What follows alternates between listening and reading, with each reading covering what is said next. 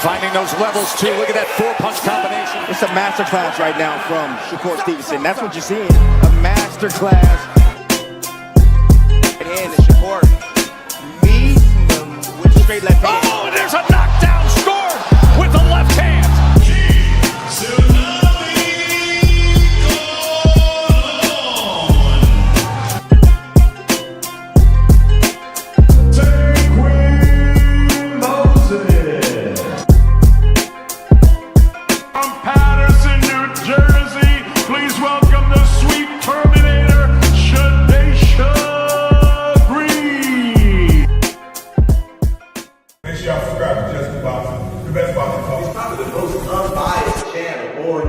Right now, we're going to give him his just due. Shout out to my brother, Just Due.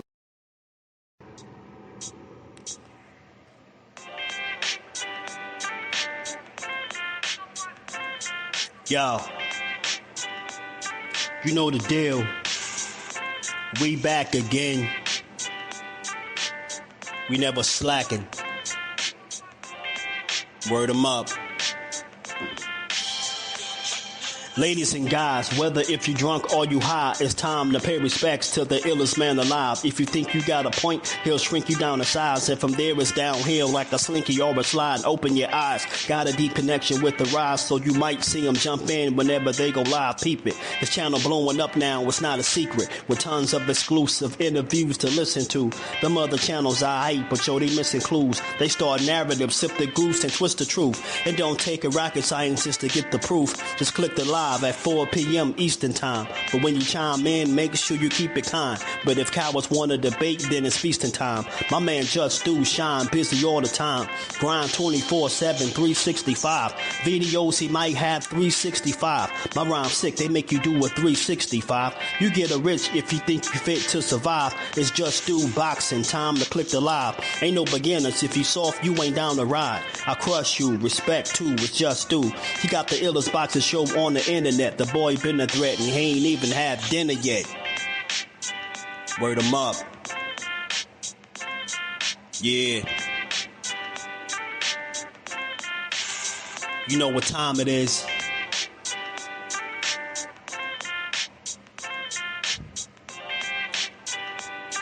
$4 p.m. Eastern. Click the link.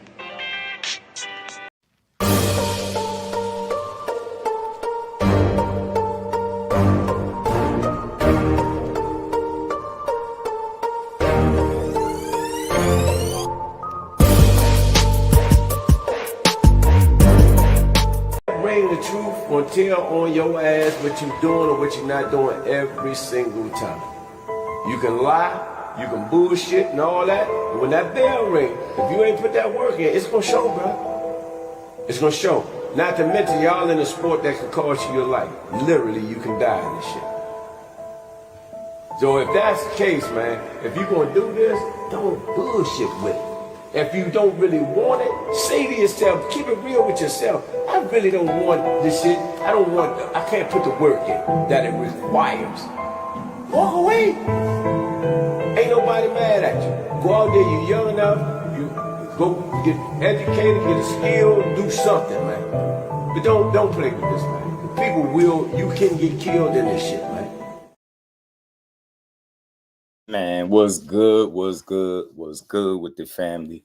My apologies, we late, but we here. We gonna build how we always do. Where we at? Monday? How y'all feeling on this good Monday, man? We late, but we gonna get to it. We gonna get to this boxing. It's a lot to talk about, and y'all know we gonna get to all of it. But before we even get into any other topics, I gotta address my haters, man. I gotta address the haters, bro. Got to address the haters. Let me say what's up to the family. We got about 50 people in there. Hit the like button. Sub to the channel. Support the grind. Let's build. Let's talk about it, man. But we're gonna address the haters, man. Green light, what it do, man? Jordan, my dog, was good with it, bro. Blunt Sports in the building. My God, what's good, Brody? Crypto Code was good with it. Flyer Frequencies in the building. What's good, my guy? Yeah, man. We got some things to talk about, but you know, I had to address the the elephant in the room, as I like to call it, right? Y'all know I'm rubbing this shit in. But I'm gonna make it boxing though. I promise you it's gonna be a good conversation. But I gotta address the haters, man. I got to, man. I'm feeling like Hove up here, man. You know, I gotta reintroduce myself to you idiots out there, man. Yeah, and I know it's trolls, but nah, I got something for y'all. I'm gonna start making y'all part of the show. Every time y'all troll and y'all just talk crazy, I'm gonna just make you part of the show. I'm gonna spend the opening part of the show cooking trolls and putting y'all in y'all place, because that's where y'all need to be at, man. But let me kind of like fill y'all in where I'm going with this, man, and why I got this picture up here. DP Rocket, my dog, was good with it, bro. So dig it, right? You see the picture, just a kid from Newark, man, just a kid from Newark. I'm not telling y'all something that you don't know, but maybe this will help people out there better understand my support of Shakur Stevenson. For one, you can't find a live stream nowhere where I'm not supporting boxing as a whole. Do I got my favorite fighter? Absolutely. Are you going to guilt trip me about rocking with somebody that's from the same neck of the woods as me? Hell no. You out your damn mind. You should be questioning people that represent the same area and come from the same upbringings and backgrounds as you from, and you don't rock with them. That would just be weird.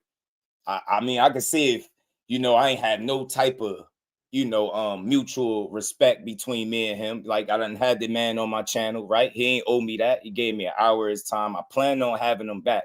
But he just a kid from Newark, man. That's Jersey. I'm Jersey for life. I don't care where I'm at. I'm taking that shit with me everywhere. So what I'm saying all this to say, you can't, I don't care who you are, how you try to troll, what you type.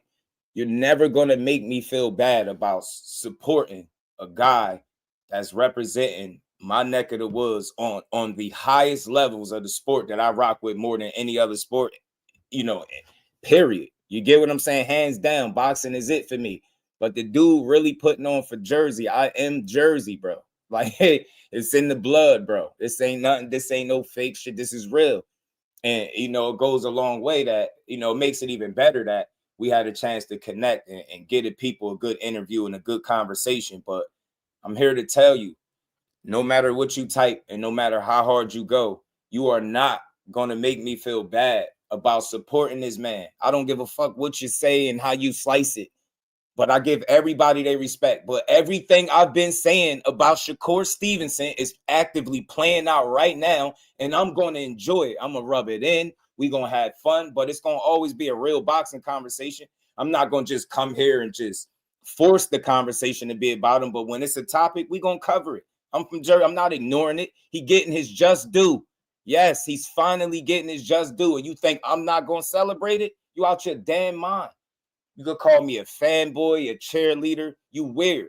I'm a grown-ass man that support boxing, all of it. And this is a guy that is doing it the right way. You out your damn silly rabbit-ass mind if you think that I'm supposed to get up here and tear him down because you're corny, because you miserable about something. No, this kid is doing it the right way. And I told y'all, when that smoke start clearing up, his name going to be in the mix. All that shit about him not being a big star, him not selling tickets, all that shit is nonsense. And y'all seen it when he just fought Tszyu. They said he couldn't perform at the highest level, and he did it. They said he couldn't stand in the pocket and beat Zepeda like that, and he did it. I'm watching him do all of this shit y'all say he can't do. Y'all said he don't got defense at the highest level. He fight an elite level guy in Tszyu and show you the defense is every bit on point as it always been. Where y'all think y'all at? This platform is not a Shakur Stevenson platform, respectfully, but this is a boxing platform. This is Jersey. I'm going to support Jersey fighters to the end of the earth, bro. But at the end of everything, I'm going to support all of boxing. So I don't give a damn how you try to slice it, cry, go punch the air. I told y'all this day was coming. I told y'all didn't want to listen.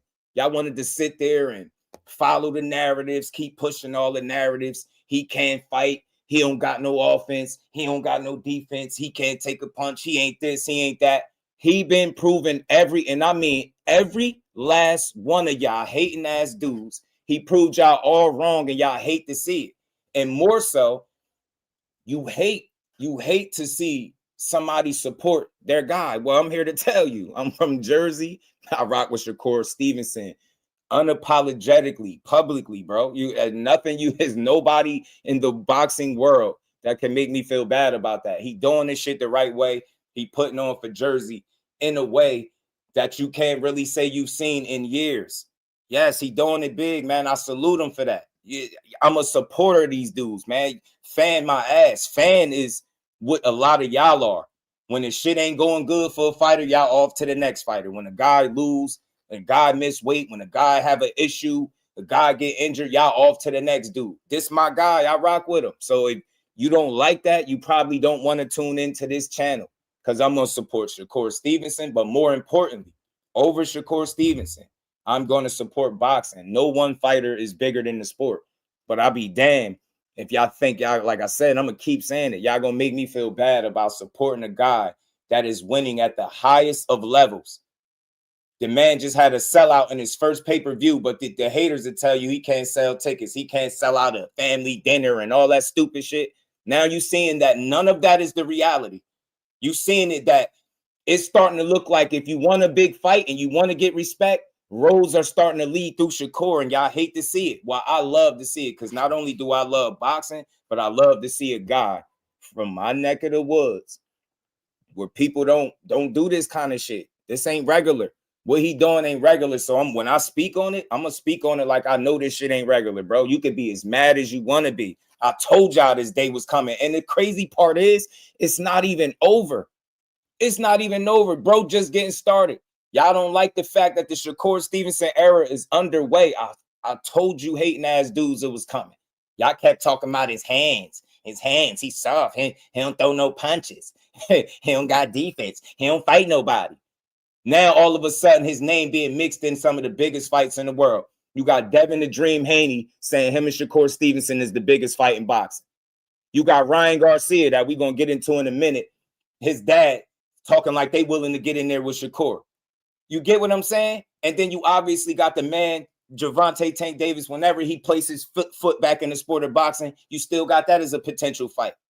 Why are y'all mad? I thought y'all said y'all wanted to see the best fight in the best. Huh? Or y'all mad that one of the best just happened to be the kid from North? Well, man, y'all gonna be mad a lot more. I'm telling you, y'all gonna be mad. Look, I told y'all when that pound for pound list came back out and they moved him up on the pound for pound when he scorched Tszyu, I told you people was gonna be hating, bro. look, I told you people was gonna be hating. Whoever Cartel Bo is. Listen, look at this shit right here. This is the shit that I be talking about. Shout out to everybody. T Hill, I see you. Reef, shout out to you. Elijah, what's good with it? Look at this dude right here, right? This is on the post. This is on the ring post, right? That got him at number 3, pound for pound. The only thing I said on the post is Jersey stand up. Let's go core. I ain't say nothing else. I ain't say, this is the best fighter in the world. I told you this. Nobody could beat him. I just said, Jersey stand up, because he representing Jersey. You see, wearing Newark on his trunks, bro. He shouted out Jersey after the win, bro. What don't people get? Yeah, I'm glad to see him doing this thing, and I'm glad to see him carrying his city on his damn back proudly, bro. Y'all are idiots. I'm just a prime example of how you supposed to get behind a hometown guy. That's all I'm telling you. He from the town. He from the city. And he came through the platform. Yeah, that's a plus for me. Shout out to him. He a real one for that. He ain't know me from a can of paint. He ain't have to come here. He came here. We chopped it up. Give me one reason in boxing why I'm supposed to be hating this young man. What is he doing that I'm supposed to be hating him? I'm supposed to be giving that man, my platform is named Just Do. And you think when it's finally time for this dude to get his, I'm not going to give it to him because y'all going to call me fanboys and D-riders? That's little kid shit. Over here, we build boxing up. And yes, when my hometown guy is beating ass at an elite level and he knocking down these false narratives one at a time, and his name is being mentioned in some of the most meaningful or biggest fights in boxing, yes, I'm going to salute him for that. Yes, I am. So go punch the air, go cry in the car, bro. But this man deserves everything that he getting right now. And I mean that. I mean that with everything in me. The last couple of years on YouTube, I've watched people go above and beyond. And they don't just stop at Shakur, bro. They don't just stop at Shakur. They start shitting on Jersey and everything that's attached to it. So when I see a young man like this carrying the torch the way he is, you think I'm not gonna celebrate him because y'all miserable? Y'all mad because he ain't from y'all town? Like, what is it? He is. I'm here to tell all of the Shakur Stevenson haters proudly, bro. He is one of the best boxers in all of the sport. You can cry if you want to. You can try to argue it. You can try to debate it. But the facts are the facts. When if he loses a fight, it's going to take a cold, bad motherfucker to beat him. I'm telling you. All these guys can be beat, but don't be mad when the guy is standing on business. Ain't this what you asked him to do? You asked him to start fighting the names, right? Y'all complained about Zepeda. You complained about Padley. You complained about Artem. Now y'all complaining about Tszyu, and now y'all complaining about the fact that Devin Haney feel like him and Shakur is one of the biggest fights in boxing, because it is. It is. Is it the biggest? I don't know, but it's a damn sure it's a big fight. Do you know why? Because Devin Haney is another guy that y'all tried to write off. You hating ass non-boxing fans. Y'all tried to write him off after he got cheated by Ryan. And that shit got switched to a no contest. He got himself back in the win column, back-to-back wins. He a 3-division champion. And y'all hate to see that these pure boxers that y'all hate on is cooking shit. Say what you want. Devin Haney got over 30 wins in 3 divisions. He cooking shit. He was undisputed and all that. He is on the top of his game. You got to be a complete hater of boxing not to be able to admit that he is one of the best pure boxers in the game. What's wrong with that? He a bad man. He is. When he lose officially, it's going to take a real fighter to beat him too. It ain't just Shakur. Devin Haney can fucking fight, bro. Straight like that. But y'all would try to write these dudes off because they don't get knockouts. I hear y'all said Devin Haney, he can't sell tickets. He can't do this. The man is putting himself in position to be great. That's what y'all missing. Y'all keep focusing on what he lacked physically. The same shit with Shakur, but Now y'all been complaining and pushing narratives for so many years that these two pure boxers, pillow-fisted, chinny guys, soft, all the names that y'all called them, they at the top of the game, and their names are being mentioned in all the conversations. Shakur's name is being mentioned from 135 to 147. You tell me he ain't a top 3 pound-for-pound guy? They literally want him to go up to 47 right now and fight Devin Haney. And if he didn't get stripped, he would be simultaneously, if he was to go do that and win, he'd be a champion in 3 different divisions. You telling me y'all writing comments like this because he top 3 pound for pound? I didn't make the list. And you can't tell me he don't deserve it. 28 years old. 28. 4 divisions. 4 divisions, bro. He is an elite company right now. You get what I'm saying? His name, he just cemented his name amongst some of the absolute best fighters in all of the sport. And y'all mad because he getting his just due, man. Y'all should be ashamed of yourselves, bro. Seriously. This man said I'm a D-Rodder because I said Jersey, stand up.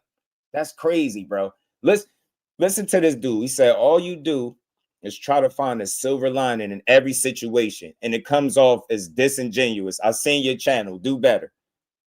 The only reason why you feel like the way I do my content is disingenuous, because I can tell the people that you listen to. See, you listen to people that tear down boxing. So when you finally get to a channel that's not on that type of time, you can't understand it. Well, this ain't the channel for you. If y'all looking for me to tear down boxers, this is not the channel for you. I'll let you know that right now. You get what I'm saying? But I'm going to continue to build these guys up and breathe life into the sport because that's what it needs. If you want to hear boxing get tore down, I'm pretty sure you can go to just about any other YouTube channel and you will get that. But you're not going to get that over here. You're not going to get that.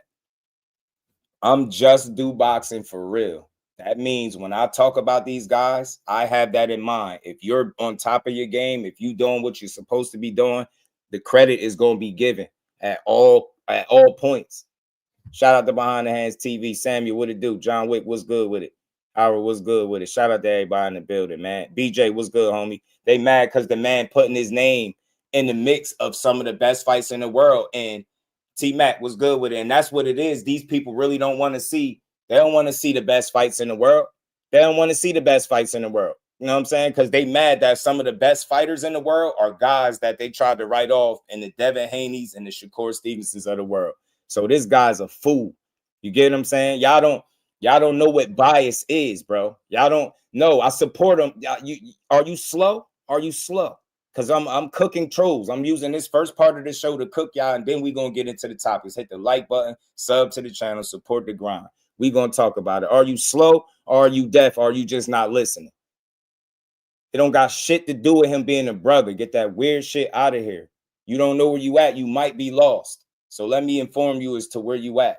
You're on a channel, bro, that supports all of boxing. I don't care if you're a brother. I don't care if you're white. I don't care if you're Mexican. I don't give a damn what your background. I don't care where you come from. If you can throw hands, Just Do Boxing is going to support, and I'm going to watch.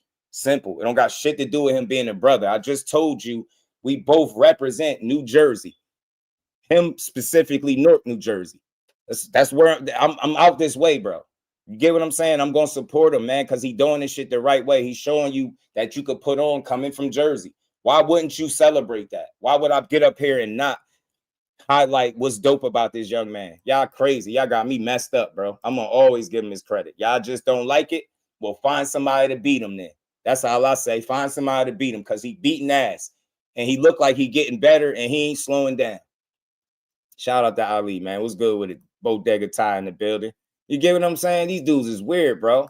Disingenuous because I don't tear boxing down. Not over here, bro. Everybody, Dante, what's good with it, bro? Everybody getting their credit. Look at the other goofy. It's like you're Shakur personal cheerleader at this point. Personal cheerleader or just a genuine supporter. See, this is another guy. Look at his name. Zubu, man. He ain't even worth the response, but I'm giving it to him today because I made time for you idiots today.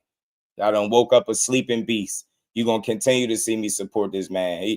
All of this because he number 3 pound for pound, bro. Go argue with Ring Magazine. Go argue with ESPN or whoever else got him at number 3 on the list. Say Errol Spence is back. Yeah, Errol is back, man. And dude is a weirdo. Of course these dudes is weird, man. Ain't fan like Shakur or Devin understands boxing. We enjoy knockouts and the sweet science. Howard, talk to him, bro. Talk to him. Yo, Eli, he just beat Teofimo, bro. He just beat Teofimo. Before that, it was Williams and Payda at his own game, the #1 ranked guy across the sanctioned bodies. What exactly are you talking about, G? Huh? He in his 4th division, and this dude is lost, talking about he ain't fought nobody yet. That's the problem. This guy's an idiot, man. Boxing fans are full of guys like you, bro. Full of guys like you. So like I said, man, he's just a kid from Newark, man. If you don't like him, find somebody to beat him, bro. That's what I've been saying all this time, bro. Y'all can't, your favorite fighter can't do shit with him, so y'all rather sit up and hate, and y'all expect me to join the hate train with you. Nah, we gonna build Shakur Stevenson up. What they call him? A Blunt. What they calling him? EMP Core. A Blunt. What they calling him nowadays? Motel. What's good with it? Shout out to Boxing Dad. Zubu, man. You get what I'm saying? Mag Life, what's good with it? Because they slow, bro. Because they slow. They slow, Mag 7. When they see a guy like him, they like, it ain't no way he's number 3. How they got him over this one? The pound for pound list is trash. I can't believe it. How Shakur over Beevil? Like, how Shakur over Beevil? Like, bro, what? Name 4 Beevil wins. And I ain't disrespecting Beevil. I just know that people that's making that argument can't name 4 his wins without looking at box rep. That's what they call him, EMP Core. They pissed off, bro. They saying Debo dead. The answer, Just Do. Look, Debo dead could be the answer, bro. I would love to see it. I would love to see Debo dead. You know what I'm saying? But we're gonna get into some clips. I just wanted to get that out the way, man, for the go find something else to hate on, bro. We build boxing up over here. If you don't like to hear a grown man speak life into boxing, this ain't the channel for you. If you want to hear slander 24/7, you probably not gonna like this channel. Matter of fact, ain't no probably. I can guarantee you won't like it. You won't like it here. You know what I'm saying? We give everybody they proper credit. You know what I'm saying? Now you definitely got to be hating though. You just say he ain't fought nobody. He just fought Teofimo Lopez, and you just say he ain't fight nobody. He just moved up to 140 in his first fight there and fought Tszyu. You say he ain't fight nobody. Make it make sense, bro. And then you say you're not hating. So what are you doing? because that's not a good observation for damn sure.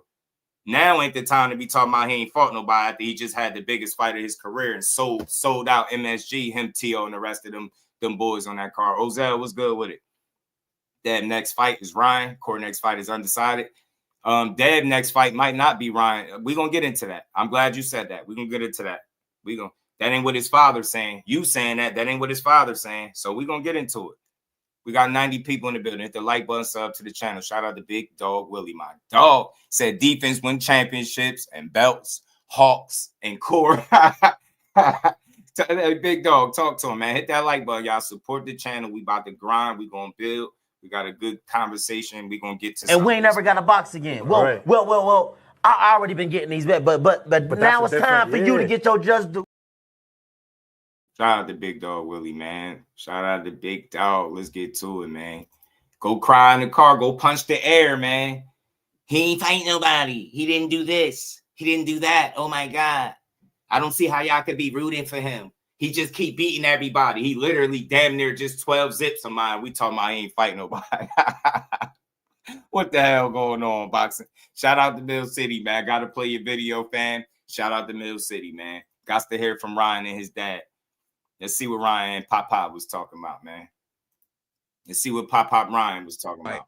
Of him, having a title and Devin Haney having the title for unifications.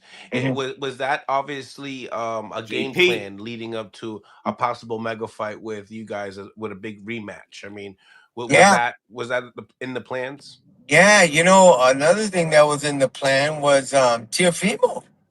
I mean, we threw out some names: Teofimo, Haney, Connor Ben. We had names out there, and just again. Hey, Todd, facts, bro. They don't even. Somebody asked me that just on the phone a few minutes ago. Who was Oscar Collazo? You know what I'm saying? Shout out to Mill City, man. But let's hear what Ryan Garcia say. So far, Ryan Garcia's dad said Tszyu was in the mix. Yeah, the Devin fight, but he said Tszyu as well. We got to put that aside for right now. Everybody in the building. I think there's a rematch clause with Rolly too. Hit the like button. So we've got options, but again, we got to take care of what we have in front of us. That's our main focus right now, and I'm telling you, we plan on doing that. Reef, you stupid. Tell me, knowing that Teofimo Lopez was an option, and now that he lost to Shakur Stevenson, is that a potential matchup that we can have like how it was in the amateurs, in the pros? I mean, is that reasonable? I mean, I know that he said that he needs a rehydration clause to go up to 147. Yeah. So I mean, is that something that you guys were, I don't know, willing to do? I mean, that was in the past, but his father got online, kind of pissed me off too, like making fun out of Ryan, the way he fights and the way he throws his hook and all that. I mean, I don't know if he was drunk or what, but if he was, he should stop drinking it. And what he did with his son that night was just atrocious. It was horrible. I feel sorry for Tszyu, actually. And I don't even want to talk about him boxing for a while because his father really ruined his life. I'm surprised Devin Haney's father hasn't ruined him yet. But, it's just these are fathers that are so selfish. See, nah, I gotta stop him real quick there, and I want to let Papa Garcia cook, but come on, man, we gotta stop doing that. Bill Haney took his son the farthest. What are y'all talking about? Am I missing it? Am I missing it, or am I giving Devin Haney too much credit? Did Bill Haney, as a father, take his son just farther than all of these guys? What is he talking about? He's still undefeated, 3-division champion. He in position to make other meaningful fights. How's Bill selfish? Bill even was willing. Bill took a step back. You get what I'm saying? He took a step back. Nah, man, he not ruining. I hate that narrative. That's a terrible narrative, bro. Bill Haney is not ruining Devin Haney, bro. Y'all bogus as hell. Y'all even pushing that. He ain't ruining. Them dudes winning together. I tell you what, when he was getting dribbled off the canvas respectfully by Ryan, cheating ass, Bill Haney was right there with his son. I tell you that. You get what I'm saying? He wasn't in the media talking about I told him I taught him the right thing. I told him the right things. He wasn't doing it. He wasn't in the corner asking him where his power and shit was at. What we talking about, man? Nah, man, hell nah. I'm standing with Bill on this one. Look, I ain't trying to come to nobody's defense, but real shit is real shit. That man is very successful being a father and guiding his son, bro. The people question him is y'all bogus, man. They're not gonna be perfect. Every move he make ain't gonna be perfect, but so far, this dude is in the best position he been in his life. What are we talking about? How's Bill ruining anything? Sound like him and Bill keep figuring it out to me. And when you're not a hater of boxing, you can admit that. They figuring this shit out. You don't see Bill in the corner lost like Tszyu Sr. You definitely don't see that. You get what I'm saying? And Devin Haney ain't popping dirty and shit like that. And then blaming it on everybody else. Come on, man. The nerve, man, y'all got to give Bill Haney way more credit than you do, man. Knock it off, man. Him and Devin Haney is that father-son duo is very successful. And they don't be beefing and falling out. And wild shit. They rock with each other. That shit is a mutual bond. I love seeing them dudes win and do their thing, bro. Just like I like seeing the Normans coach and do their thing, man. I was loving that tandem. You know what I'm saying? Shout out to Jason, man. But that was my little Bill Haney rant. Got to give Bill Haney a little more credit than that, bro. He ain't ruining Devin Haney. As a matter of fact, they keep positioning themselves for more fights, and they keep winning. And they proved a lot of people wrong in their last fight. You got to give them credit where it's due. Now, can Ryan make 147 pounds and win his first world title? Right? Because Devin Haney done won him in multiple weight, hit 3 divisions. He had them all at 35. Can Ryan Garcia? Can you guide Ryan Garcia to a title February 21st? Talking like this, you better, bro, because you're on a short leash, man. I'm telling you, I ain't saying everything Bill do is perfect. Everybody mess up, but at the end of everything, bro, they are a winning duo. They are at the top of boxing right now. You can say what you want, you can try to hate them out the door, but they ain't going nowhere. You want Devin Haney, go and beat him. You know what I'm saying? Beat him. Instead of hating, beat him. You know what I'm saying? This shit is ridiculous, bro. Like, y'all gotta start giving these dudes more credit, bro. The Haneys are very successful, bro. You don't gotta like their style. You don't gotta like how Bill promote, but you gotta respect they winning ways, bro. And they business acumen. They get it done, bro. You know, I've humbled myself. I had Eddie Reynoso train my son. I had, Joe Goosen. I had Derek James. What? Devin Haney trained with more trainers than probably any of these dudes. What is he talking about? See what I'm saying? It's like you giving yourself credit for letting your son train, but he needed all these people. And then it didn't even make him a better fighter. You could arguably say Devin Haney working with these different trainers made him who he is. Took a little piece here, took some here, took some there. He a damn good fighter, bro. You get what I'm saying? Like that Bill been doing that. They've been doing that, letting them work with other people. They've been doing that shit. Come on, man. Like, again, you gonna pat yourself on the back for that and say you humbled yourself. Now that's Bill been doing that. That's all I'm saying. Like they just don't like that. They can't keep up with Bill mouthpiece. Let me just say that. Let me just put that out there. Most people can't go blow for blow with Bill when it comes with going back and forth. They can't do it. So they just write him off or they tend to hate on him. Educated Jack, what's good? Shout out to Ty, man. Let's keep rolling, man. Again, I'm still the assistant. I'm still his father, so I'm there. But I don't have the ego like they do. I don't do that because it's just you gotta take care of your kid. That's what you gotta do. Good with it? And you can't put them under so much pressure. You know what I mean? You shouldn't do that. You shouldn't put your son under a lot of pressure because sons always value their parents, and that's a fact. We know that, but you cannot do that to your kids, And then what he did that night was just horrible, man. No instruction, just yelling, and you're gonna hate yourself. I think he meant himself, that he was gonna hate himself because I don't know, man. The guy, if he's a drinker, that's bad. Facts. He sounded like he was drinking when he did that video, but it's embarrassing. It's embarrassing, and I don't even want to see the father because he's embarrassing. Facts, bro. Tell me, did you see that fight playing out that way? Well, remember I told you about Shakur? That I favored Shakur. I said, but a boxer always has the fighter chance. But in my experience, a boxer will always beat a boxer, puncher. You know, a boxer will always beat a puncher because of their swiftness, of their technique, and all that. You know, you got to really get to them. If you can't get to them, you're going to get hit, and you're going to continue to get hit. And that's exactly how it played out. You know, it'll be interesting to fight Shakur, Ryan and Shakur. That would be something that I would want to happen. Do you feel like it could happen? Absolutely. Absolutely. Yes. Yes. Yes. Absolutely. Absolutely. Of course. You know, of course. How would that fight play out if Right, Shakur saying that he's kind of too small for some of these guys? Well, that was Conor Ben saying that, you know, maybe he is, but I like I said, I haven't seen Shakur lately up close. I haven't, you know, but yeah, because Ryan's tall.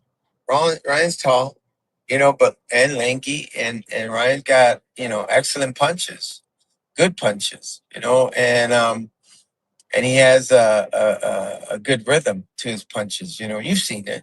Yeah, You would know? you guys do a 10-pound rehydration clause to make the fight happen? Well, if you know, here's a possibility, and this is the truth. This is what we talked about 2 weeks ago when I saw my son, you know, at 151, like last week, sometime. I was like, man, you're not too far off from the weight that you need to be in, 147. You know, I said, so we're a little bit too ahead of ourselves. You know, gotta just come up a little bit, you know, and just play it right, and which we're doing right now. But another thing came to mind was, man, we might even go down to 142 if possible. Really? Yeah, without rehydration. This is strictly 140. Because if Ryan's already there, I mean, our strength and conditioning coach will lock it in. Ryan will lock it in, and we're back to 140. Solid. Huh, okay. Now, that's a strong possibility. I'm not kidding you. I am not kidding you. Even though you ain't been at 140, even though you ain't never make 140, but okay, we hear you. We hear you. We hear you. You heard that? I'm serious. I'm serious. Okay. Okay. Remember that. Core said he down. Look, I just like fights. Make the fights. I don't know which one of these fights gonna happen next, but I like the fact that his name is in the mix with several different guys, man. I think I'll watch any one of those fights happen. Keith, and we talked about that. My dog was good, bro. Changes things. Yeah. Shout out to Puda Kid, man. My G. We still rocking and rolling for being a member 14 months. My dog, man. Real support. Shout out to my guy. And we ain't never got a box again. Well, Right. well. I already been getting these bets, but now it's time for you to get your just due.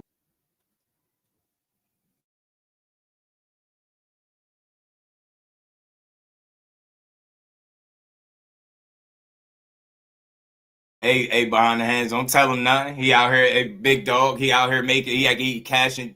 He out here writing checks that they ain't gonna be the cash. Talking about 140. Ryan big ass ain't making no 140, but we gonna entertain it because his dad talking about how serious he is about it. Okay. Yeah, and I mean this. I mean this 100% sincerely. Look. That we could make 140. Because when you guys fought Haney, you guys were not really, not necessarily you guys, but he was drinking, he was doing all these other things that... Exactly. Yeah, forget about that and forget about the Rolly, because I'm telling you, that was not Ryan. This is Ryan. This is Ryan. You're going to see Ryan. This is going to be Ryan. And you're going to say, man, he looks good. His weight is good. And his strength is unbelievable. So you're going to see it. And I'm going to tell you, 147 is not too far off from 140.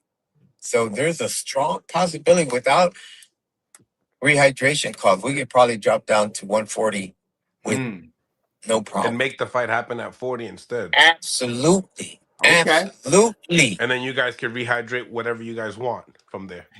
I mean, you know, listen, this is another thing that I've been seeing, and this is kind of interesting, is that, yeah, you got to rehydrate, of course, absolutely. Now, how far you can rehydrate? I would love to be over 7-8 pounds. Some go 10, some go 12, some even go 15.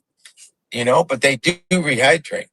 But when you're in shape, 20, in total fitness, yeah, man, I smash that think like the button, most you could hydrate is 7 or 8 pounds. We got 80 people in the building. I'm not kidding you. When you're in excellent shape, your body won't allow it because your body's so accustomed to being fit. It's just amazing the way the body works. And honestly, it's amazing how the body works.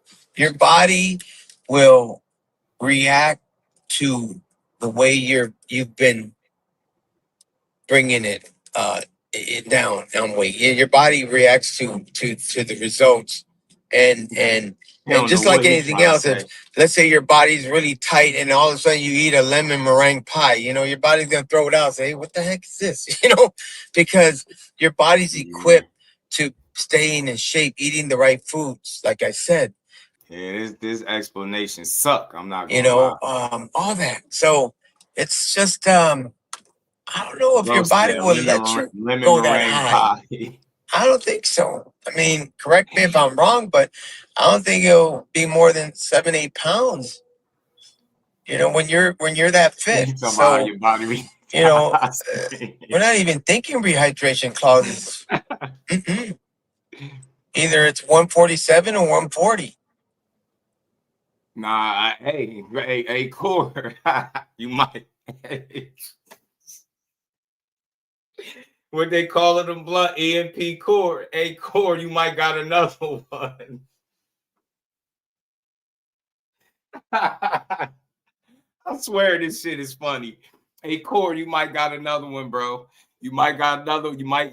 Hey, man, now throw that bait out there. They done throw the bait out there, man. You might got another one on the hook, bro. Go ahead if you want to and make 140. Go ahead. Yeah, okay. He gonna do some shit he ain't never done. Bro gonna be dead on fight night. He gonna be talking. He gonna be complaining, making excuses. I can hear him now. I wasn't really healthy. He gonna pull that same shit he did with Tank. Core. The difference is when Core fought him in the amateurs, he beat him with his mom being a damn judge or a ref or whatever she was, one of the judges. Shit is crazy. That's the bro. truth. So, I mean, that's gonna get a lot of people thinking like, hey, what happened to the Ryan and Devin rematch now? Well, that's the thing, I mean, I'll be honest with you. Devin says yes, but have you heard the father lately? He keeps on saying, nah, we don't want it. We don't want it. Man, he knows us. I would honestly say that Ryan fights Devin Haney, he'll end his career. Yeah. People might disagree with me on that, but this is the truth. Ryan's very dangerous right now. He's totally focused. How is he dangerous when the last time we seen him, he got dropped by double left by Rolly and outboxed? How what evidence do we have to? I mean, he always been dangerous, but that didn't stop him from getting beat up by Rolly. I don't understand what bro. He be selling it, bro. I expect to see a new and improved Ryan Garcia, bro, because Henry is. Ryan fights Devin Haney, he'll end his career. People might disagree with me on that, but this is the truth. Ryan's very dangerous right now.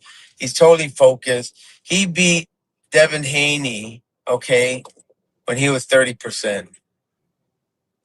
And I say percentage because I go by percentage. He didn't beat him, bro. He cheated. That Ryan, when he was fighting, when he was preparing for Devin Haney, he couldn't go more than 5 pounds. I'm sorry, but that's the truth. In sparring, he couldn't do that. He had to really pace himself. And what did it was the IQ.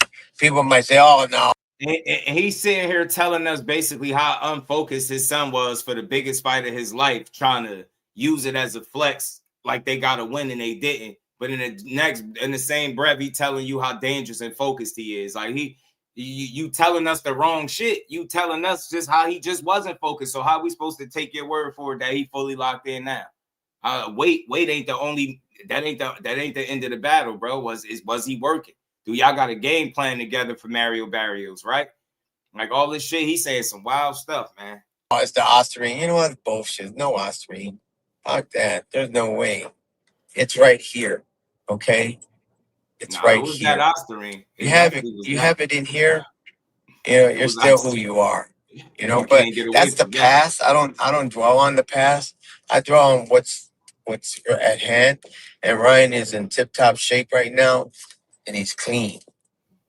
Very clean and very fit. Look. And that makes him very, you know, but that's the past. Who have you heard say that? He's very clean. Like this shit don't sound funny. I don't dwell on the past. I dwell on what's at hand. And Ryan is in tip-top shape right now, and he's clean. Very clean and very fit. What do that even mean? Like what?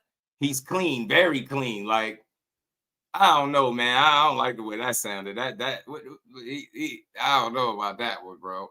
In tip-top shape right now, and he's clean.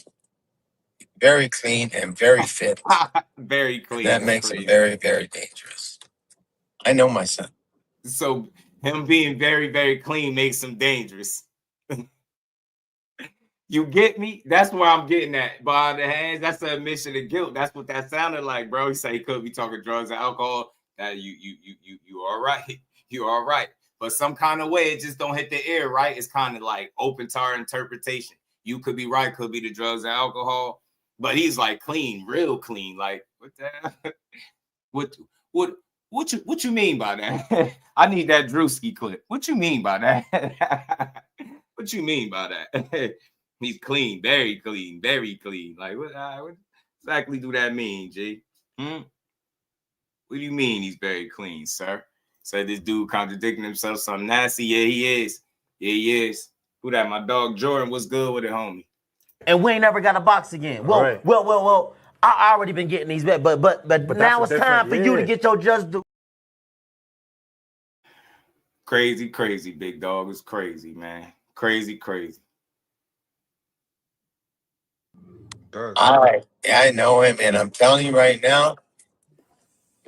It could be alcohol. I wouldn't fight him. if I was forced, I wouldn't fight him. What the heck, no. You know, he's very smart. My son's very smart. You know. Okay. I mean, Papa. When have you seen Ryan actually get hit? Tell me. I mean, really hit constantly, like boom, boom, like a bobblehead, like Teofimo was getting hit. When have you ever seen that with Ryan? When have you ever seen Ryan in there with somebody like Shakur? Never. So don't you can't compare that. Like that's not a good comparison, but I get what he's trying to say. But nah, that ain't gonna cut it. He ain't never fight nobody like that because he'd get pieced up too. He'd get boxed up. Never have. He'd get outboxed. Nasty work, coach. He said like Teofimo was getting. Tell your boss at work. Well, I'm sorry, bro. That's the truth, right? I mean, the dude was getting smacked. You know, I mean, I like Tszyu, but you know, he didn't have any game plan. He didn't have nothing. His father was like, I don't know what he was yelling. He sure weren't giving instructions. You know, and I hope he wasn't drunk. I hope he wasn't. Yeah. And that's low key. I'm not kidding you. I hope he wasn't, because man, that'd be stupid. What the hell you mean that's low key? See, he out here talking about how he humbled himself, but then he keep putting the drunk stuff on T.O. Senior. See what I'm saying?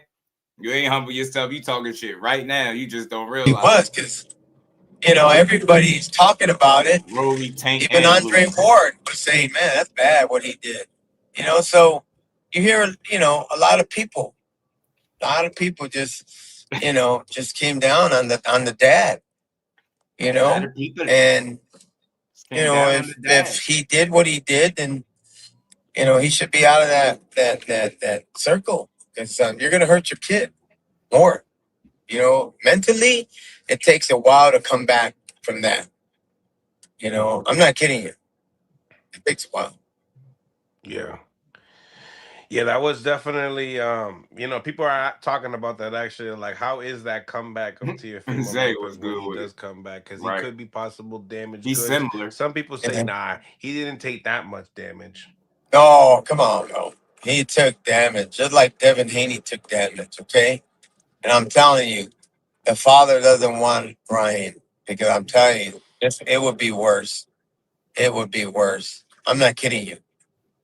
You know, but we got to follow the program. You know, whoever's next, you know, do it or whatever. I mean, you know, it's up to management, promoters, of course. You know, and Yeah, because he said he wants to come to 147 now. good luck to you. Good luck, brother. You know, because that's a one heck. Y'all first fight at 47, y'all got beat. Like, I don't understand it. Was it catch weight? What was it? Was it? You got beat. Rolly put belt to your ass. Your son. I mean, it's like the whole world's there right now. It's like back in the day, you know, Hearns, Hagler, Duran, you know. Now, you know, I tell you, history does repeat itself. Now, you got some good fighters in this weight class. I'm not kidding you. I'm not kidding you. 147 is no joke. Why? Because Ryan be in there. Be careful. You know, and the only one that I don't think can come down to 147 is Vergil Ortiz. Yo, He's what? the only one that can. Bro, what the But hell is he talking about? Vergil almost died, and I'm not trying to be funny at 47, bro. What are you talking about? This man just said Vergil could come back down to 47 is diabolical. Man, Vergil go up to 60 before he go back down to 147, bro. What the hell wrong with this man? He bugged out, bro. I'm not kidding you. I'm not kidding you. 147 is no joke. Yo, be careful. Be careful. You know, and the only one that I don't think can come down to 147 is Vergil Ortiz. He's the only one that can. But we all can move up to 154. Think about that. Bro, his ass ain't coming down to no 47. Never again in life, bro. He'll never weigh that much in his life again, bro.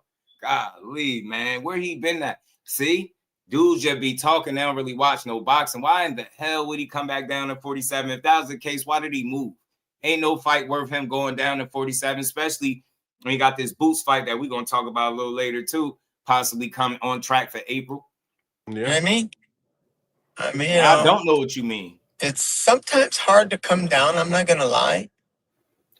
But if you can, just stay focused, you know, do some serious conditioning, and you'll get there. But if you can't and you think you're good, to move up a weight class, you know. But if you got beat that bad, like Tszyu got beat so bad, why would you move up on weight? I mean, that's like what he did. You know, I don't know if I told you this last interview, but remember I told you the worst thing a boxer can do is that when he loses, switching to southpaw. Remember I told you that? I think I know I told you. Yeah, he definitely just ran. If you go back, I told you that. His way short is like the worst thing a boxer can do Haney, I believe, when they're getting beat and they're losing the fight is to switch southpaw. And what did Tszyu do? Occasionally he tried to switch southpaw and was getting cracked even worse. Yeah, so why would a father allow something like Remember, I gotta watch it. I would have said, hey man, what are you doing? Why are you switching? You're getting beat. You're losing the fight. But when Ryan was getting his red punch halfway out his back by Tank, where was you at? What was you saying? What was the instruction in the corner? What was the instruction in the corner, fam? Like, come on, bro. What was the instruction when Ryan was getting outboxed by Rolly, bro? We want to know. Tell us. I'm asking for a friend, bro. Like, what was you saying to him in the corner? Prediction on that, you guys. You gotta hit him. You know, very familiar with Duarte. Hold on. Shout out to Big Dog Willie, man. Back in that super chat. Appreciate the love, homie, holding it down. Said Ryan loses this fight coming up. I don't want to hear an itch from this dude about his son ever again. Act like his son is Julio Cesar Chavez and Salvador Sanchez. Yeah, he's selling the product without us really seeing what it's going to look like, because the last time we seen it, it didn't look good. And the time before that, he was cheating. So it's like Ryan got to redeem himself, but he talking like Ryan got this clean slate and like he ain't got something to prove. Like he ain't just come off a disappointing performance, underwhelming performance. You get what I'm saying? Big upset loss. You get me to Rolly at that. And you talking about don't worry about that fight because that wasn't Ryan at all. Well, who the hell was it then? Because he damn sure was the one in there getting punched on. And we ain't never got a box again.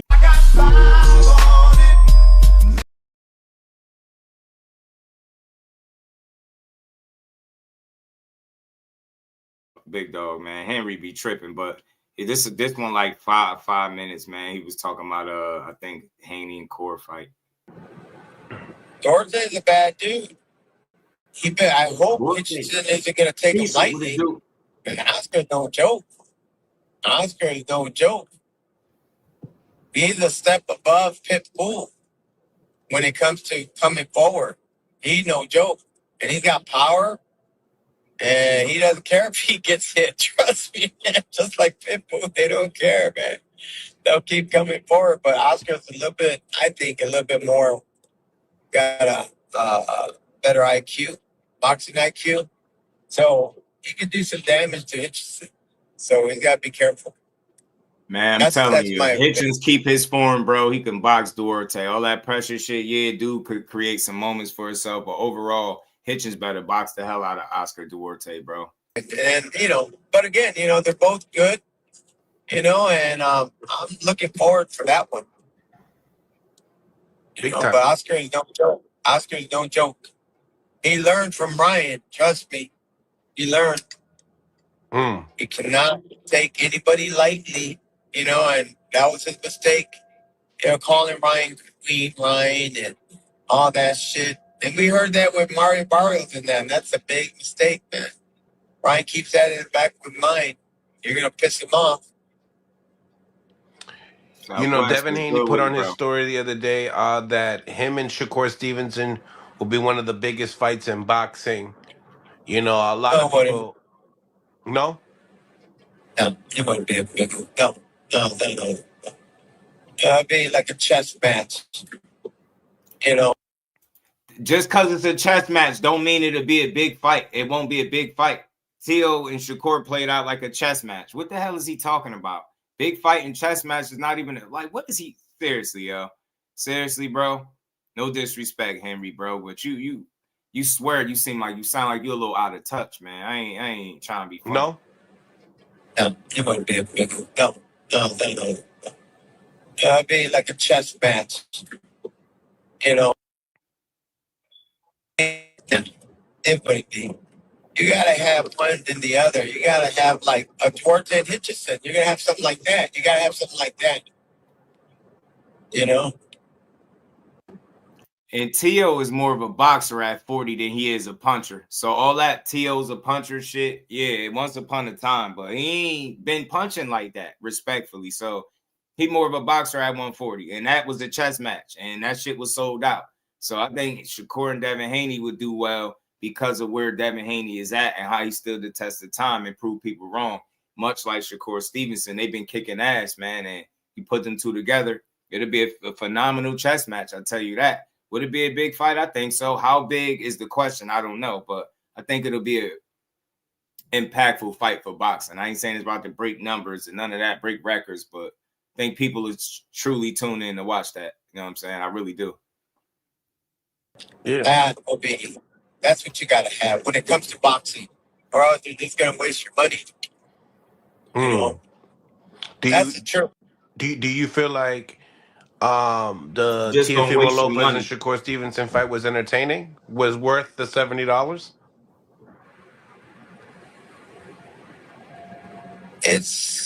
Was worth it when the press conference was going on and all that. It was good. I mean, we liked it. I don't know why the dad was dancing and acting like a kid, but when the fight happened, you saw one-sided. It's like the fans got robbed.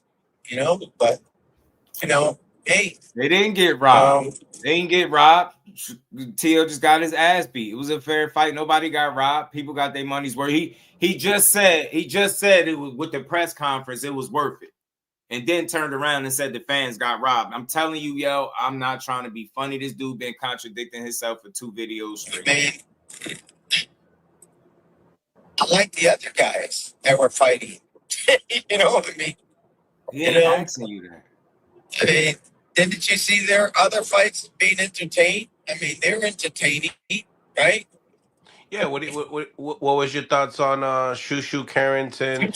Shushu bad knocking dude. out. Yeah. Yeah, that's a bad dude. That's nice. All Ryan right. likes him too. Boxing Yes, report I was heard good, that. fam. I heard that. Ryan likes him. Shakur is just shopping for the big fight, for the biggest fight he can find. I mean, how do I know that? That's pretty much what he said. That's why you hear him entertaining fights with guys like Ryan Garcia. Pitbull, maybe it's a chance he would entertain that because he fought Lamont Roach there, and there's people that think he won or whatever the case. Be good enough for Lamont and Tank. You good enough for Shakur. Do I care to see it? No, because we could have been got that fight, and Shakur would have just outboxed him.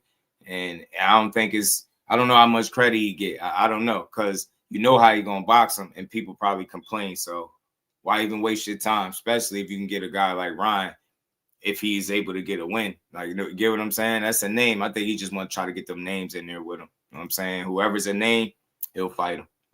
And even Keyshawn Davis. Yeah. Keyshawn Davis, who we knew in the amateur days. You know who would always beat Keyshawn? They would always rob him. You know who that was? Mark Castro. Mark Castro was up and coming. And I felt bad for Keyshawn, man, because I was there a couple of times. And it's like the reason why he lost, because Mark Castro would throw like 100 punches, just nonstop. Marcus was good, homie. Some of them were effective, some of them weren't, but they were just on Keyshawn. But Keyshawn's very smart. But there's some times where people would boo Mark Castro. And I like Mark Castro. But the thing is that Keyshawn beat the hell out of Mark Castro right now. I could see it that his style was more pro style. Yeah. Yeah. You know, that's what it always been. That's what it always been. That's why he's doing so well now as a professional versus, you know, you seeing Andy Cruz just went through his first tough fight and lost. He ain't got the natural pro style. I think he's more pro style in the amateurs. We're going to see that play out more. Lord and behold, who's the one that rised up? You know what I mean? Keyshawn, you see Keyshawn more than Mark Castro right now, right?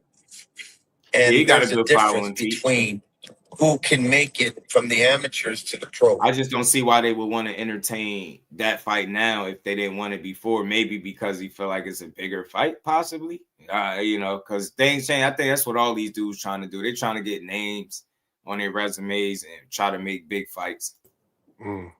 That's how you know it. And when I saw Keyshawn, and I also saw Shakur, you know, we saw Haney, you know, Vergil Ortiz. We saw them all, you know. We saw them all. And we knew that, hey, we were special because boxing is a cycle. You know, it's just a cycle. And you're going to say that, hey, in a few more years, 5 more years, it's going to be us, you know. Back then, we're saying it's going to be us. And that's exactly what it is right now. It's us. What's your thoughts on Keyshawn Davis calling out Devin Haney after stopping Jermaine Ortiz in the 12th round? It's funny, like he's completely disregarding his son's shortcomings. Like, let's not make no mistake about this, and I mean this respectfully. I want to give Ryan his credit, but right now I can't give him credit for appearance that he hasn't made yet. You sat here and talked about how he'll go down to 140 and fight Shakur. He's never made 140, sir. You just said Vergil Ortiz will go back down to 47. I know you out of touch. I know you out of touch to say something like that. Then you talking about how dangerous he is and how good he looked because he finally got his weight together. He should have his weight together. He's a professional, bro. He's getting an alley-oop off the backboard. No disrespect to Barrios. Let's not make no mistake about this. He got embarrassed in his last fight, and it was an upset, and he was disappointing, underwhelming, and he didn't do shit with that left hook that Tszyu was clowning. Tszyu Sr. was clowning. Then he gets beat up, injured, inactivity, and pops back up off the fake ban with a boost from the WBC straight into a title shot because they feel like he can sell tickets. Stop acting like he earning these spots, man. Like, look, and y'all know me. I'll give everybody their credit. But in this particular situation, that would be being fake. Ryan didn't earn his way to the spot that he got right now. The welterweight division is lacking big fights and names. And with him being one of the guys with a Instagram and social media following and somebody they deem a ticket seller, they're going to put that man in the driver's seat to get fights. You get what I'm saying? And that's what that is. He's not getting it because he's been so disciplined and so dangerous. You just talked about how he couldn't go more than 5 rounds in sparring. You just talked about that. He had to face himself and all that. You get what I'm saying? What are we talking about? You want us to ignore his shortcomings and then praise him for a performance that he hasn't put together yet. When he step up, he's taking losses. The bigger fights on his resume, he's lost. And this is another one. So now you got your chance as a father to help coach his son to a world championship. Let's see how easy it is. Let's see if you're able to do it. Because the time that he was supposed to fight for the title, he blew weight. Then he fought Tank and was dumb enough to not make 135 and 136 instead. So you got some explaining to do, man. And that's why I say when people question Bill and if he ruining Devin, they're winning. Bro, y'all got to catch up. Y'all got a lot of catching up to do. Devin is lead. He running laps around y'all right now, respectfully. You got a lot of catching up to do. And part of catching up will be securing your first world, actually making weight February 21st and securing your first world title over Mario Barrios. That might not be easy for you. You know what I'm saying? But it's that, man. We've been paying attention to boxing, bro. Your son has not reached his maximum potential because he lacks discipline and focus. Boxing, one thing about boxing, you can't just lock in for one training camp at a time when you feel like it and think that's going to fix the problem. If you don't work hard, you don't work hard. Get what I'm saying? And you probably low-key hoping that Bill Haney don't want the rematch because I'm telling you, without that juice, I'm telling you, and with a different game plan and mindset, Devin Haney going to box you, embarrass you, beat you on points, and you're going to be sick. I'm telling you. In a perfect world, justice for Devin the Dream Haney, he win this title at 47 and get that man his lick back. But if he not going to fight him, I hope Mario Barrios put his foot up his ass. Straight like that. And I've been saying it and I'm going to keep saying it. You know that belt going home with them. That's how they talking. Damon, what's good with it, bro? Nah, I popped up. I was a little late. We got over 130 people in the building. Hit that like button, y'all. Sub to the channel. Let's rock, man. Son of God, what's good, homie? So, yeah, man, his dad be selling a lot of, he's selling us the ideal that Ryan is this dangerous, fully focused guy. So I'm going to just try to take him at his word. I'm going to expect to see a fully focused, in shape Ryan Garcia, disciplined, great game plan, great coaching, right? Because you criticizing Bill, you criticizing Tszyu Sr. And that's the thing. You might want to be careful with how heavy you criticize them because your son is about to be up at bat. It's about to be his turn. And you better not fold again. You don't win this belt. You don't win this fight. I don't know if Ryan Garcia ever becomes a world champion in boxing. Well, I would like that one instead. Yes. Keyshawn and Devin Haney? I would like that instead. Now that's a fight. Yes. Talk to me. Because, now you got somebody that is not only at your level, but the guy is going to come forward just like Ryan. What he did to Haney, And these people are going to come. Their boxing IQ is really good. See, and that's something that, it should happen. It should happen. That would be an excellent fight. Now, that will be entertaining, and people will pay for that. Hold on. What? Nobody testing for where? For this fight? For Barrios and Ryan? It better not be that. It's a title fight. It better be some testing. For real. People That's will going to pay be for that. wild. No testing is diabolical. More than Haney and Shakur. Mario Barrios would be a fool to go into this fight with no drugs. That other one is about money. Stupid. This one is about a fight, a real fight. And that's the truth. That's my opinion. And you could criticize me and whatever. It doesn't matter. But that's what I see. Because I know the father, how he thinks and all that when it comes to, fighting, somebody is not going to be not a power hitter, what I mean? Come on. Doesn't that make sense? Why would the father pick Shakur? How many knockouts does Shakur have? You know what I mean? What the hell That is he dude ain't talking fooling about? no one. Come on, man. Don't you put your son in there with Shakur? Think about that. I'm sick of this. How many knockouts your son got? How many losses he got? Seem like you focusing on the wrong column. How many losses he got? Because he got a couple of them too. How many losses Shakur got? Yeah, you count the wrong column, bro. We count them W's.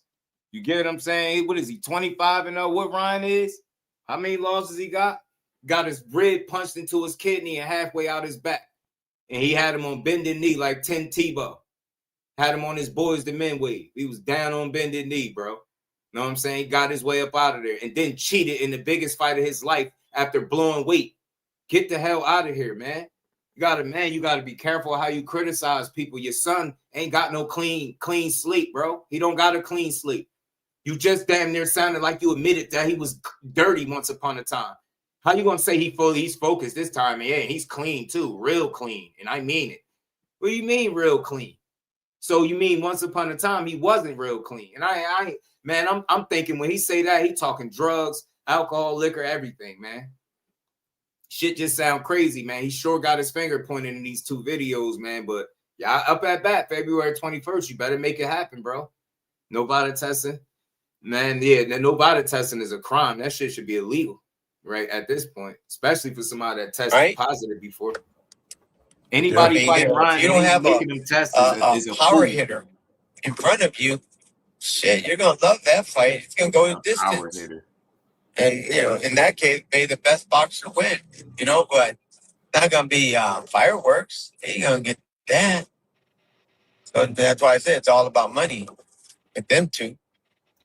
Was Ryan Garcia and Rolly Romero fireworks, y'all? Was that shit fireworks? Hell nah. And the one fight that you could have stood on and could have bragged about, y'all blew it. Not only did you blow weight and miss your opportunity at a world title, you blew it because you had Osterine in your system and y'all didn't hold the man accountable. You didn't hold your son accountable. Y'all got layup off of Dev. I know y'all feel like y'all got the ups because y'all got it off when y'all fought, but you cheated. I'm never going to forget that. And it just don't count. I'm sorry. Yeah, he took the punishment, but he bounced back. He got a couple wins since then, and you blew the rematch. This is the shit that annoys me. He talking about how Bill don't want it. Let's talk about who ruined the rematch to begin with. He didn't fulfill his end. Devin won, and he did. Get what I'm saying? Ramon, what's good with it, bro? Shit is weird to me. Got outboxed by a Keyshawn Davis, Davis right? and a Haney. Now you're forced to fight. You know what I mean? Now it's like, okay, let's make this happen. We better see a different Ryan JP the way he talks. And they all have the blueprint on Haney already. You can't be too shorter than him. Don't do that because he's got a good jab. He's got a good height, and he knows how to punch. But if you're tall like him or taller, got a punch, he ain't gonna want you. There's no way. No way. It's not gonna happen.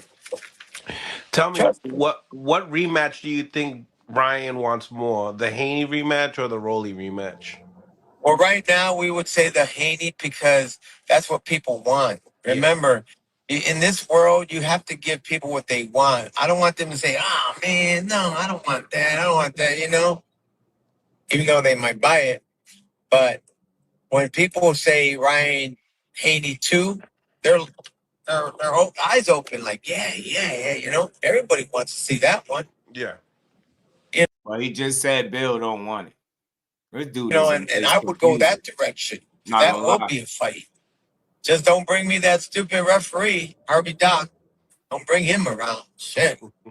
Don't bring no Osterine either, and make weight this time, and no cheating, no magic pills, no sensu beans and shit. None of that. You get what I'm saying? No pulling up on white horses just to blow weight. No drinking fake beer and all of that. If it was fake, none of that. Remember, we want to see this super clean Ryan that you talking about, this fully focused Ryan, this new and improved Ryan that you just sold us in these 2 interviews, bro. Get what I'm saying? That's what I'm saying. Like, make the fight. You like 1 minute you say you trying to say Bill don't want it when y'all blew the rematch, and then you like when you say Ryan and Haney too, and everybody wants that. All right, then. So what are you talking about? Man, in the perfect world, man, beat Barrios and give Devin Haney the rematch at 47 so he could get a belt. Unify with you and beat your ass. Or go to 40, like you said, and give Shakur a shot. Get in there with Corey and get boxed down. I'm telling you, big dog. Wicked. He's wicked, bro. You know he is, bro. I can't wait to see him, man. I tell you, I gotta be very calm when I see him. Cause I might be disrespectful. I don't want to be, but my heart says different. He says my heart just feels different. Yeah. Man. Now you mentioned something. I don't mean to go off track, but you mentioned something about the interview with Joe and Mario Lopez and that Chinaman. You know, the one that never liked us. He never liked us. Shout out to Mill City, man. Papa Garcia. Papa Garcia sold a hell of a game that Ryan Garcia is gonna be this new improved version of himself. Flossie, what up, Brody? How you feeling? Saying that during by his month is crazy. He gonna learn the hard way, man. He gonna learn the hard way. What's up, nigga? Remember this? Yeah, what you and him both at the same time. Nah, fuck on. Hey, come on, fuck on. Hey, Ryan, why you keep talking down about black people, bro? For real. Nah, bro, that's old news, bro. Everybody knows that wasn't even my thing. You already know. I ain't gonna try to bring that up. Don't try to start that narrative. I ain't on none of that. That shit, we were just all. It was stupid. I fuck that nigga. You gonna fight me, nigga? Bro, I will drop you, bro. I'll make you shit your pants. Will you fight This nigga drunk? Crazy. We talking to two drunk motherfuckers right now, cuz. We can't take him serious. Who that fat nigga right there? Get off his dick, nigga. He got that BBC. Oh, you gay. Hey, fight me at 140, nigga. No, 144. Crazy. I'll do it. 44? Fuck it, come on. Bro, I'll fight you at 144. Hey, fuck it, I'm with it, nigga. Bro, I'm banning boxing. Oh, they banned. Oh, I forgot they banned you. Why you was cheating, bro? Damn. Bro, sorry, Sugar. Now you know that why I did not cheat to beat Devin Haney, bro. Sure. Oh, what is that? Tequila? I'm gonna take a shot with you. Bro. Yeah. Honestly, bro, I think you're cool. Nah, I think you cool too, bro. Yeah, I still gotta whoop your ass though, my boy. No, it's fine. You could try though. You could. I'm gonna fuck you up. You could try. Alright, you could try. Oh, stop that shit, bro. You could try. Hey, I'm gonna touch your body, nigga. I'm gonna touch your body, nigga. And you don't like body shots. I'm gonna end up shadowboxing. I'm gonna be like, yo, where's gonna end up shadowboxing? He know he's gonna be fighting the ghost, nigga. Nah, bro, I ain't gonna lie, bro. I'll bite your balls off. I'm not kidding. What? I'll bite your Nah, bro, get this nigga out no, of I'm here. being real, bro. I'll bite your balls off. Bro, can everybody stop saying I'm doing cocaine? I don't do cocaine. It's alcohol, marijuana, and shrooms. Honestly, I think that shrooms? Bro, bro. It literally like makes you think at a higher level. Yeah, and I played that for a reason, just to take y'all down memory lane, but to also highlight, man, he out here talking about alcohol, weed, shrooms, beer, bro, hell nah. Wasn't he doing the what was the hallucinogen shit too? Wasn't he off that? Nah, hell nah. That's why shit like that is why he'll get beat, and the fact that he's not the most disciplined when it comes to his craft. He don't lock in the way he should. So, look. That was them talking about that way back then, talking about fighting each other, a possible fight. It's just funny how you fast forward to now, it's being somewhat of a conversation because, those couple of clips I just played, that's the most that I've ever heard his dad speak about even entertaining a fight with Shakur. So, look, man, I knew this was going to happen. I knew this day was going to come for Shakur. I knew he was just going to keep winning. Whether people like it or not, he's going to keep winning. And it's going to keep putting itself in position to be an even more meaningful fight for these dudes. Now you got guys talking about big fights and shit like that, going down to 140 to fight. You get what I'm saying? He got fights. He got options a little bit from 35. It seemed like the 47. You know what I mean? He just got to play his cards right, man. I don't know what fight going to come to fruition. I would be surprised if I seen a Ryan attempt to go actually pursue a Shakur Stevenson. It's easy to talk that shit. But Ryan on some real, like his only shot to me, only shot is a knockout. I mean, he has to land the shot. He has to. Like, there's no other There ain't no outboxing. I don't see that. I see him getting cooked if it's a boxing match, of course, right? He'll have to land that money shot, and I don't know if he'll do it. Southwest was good with it, fam. Mike Kirkland, my brother, was good. Mike, how you feeling? Shakur and Keyshawn, I don't really got no thoughts on it, bro, because, look, as a fight fan, if they mutually agreed to fight each other, I'm all for it, bro. I ain't against seeing them fight, but the only reason I don't care for it is because it's not something that neither guy want. And how good of a fight are we going to get when two guys don't want to fight each other? We see how good fights could be when two guys actually want to fight. So what you think a fight going to be when two guys are telling you like, nah, that's my brother, right? We can't even be sure that we'll get the best possible fight. We don't know. And again, if they was with it, I'll watch it. You get me? I ain't against seeing it if they was with it, but I just respect the dynamic of they friendship, man. They rock with each other through and through. They don't want to fight each other. So, and I feel like they got bigger fights outside of one another. The interesting thing about it is they're not on the same path. They're not at the same point in their career. Keyshawn at a much earlier point, right? So it's not a demand for them to try to have to fight each other. It's just something that people are talking about because they see what Keyshawn doing, they see what Cord doing.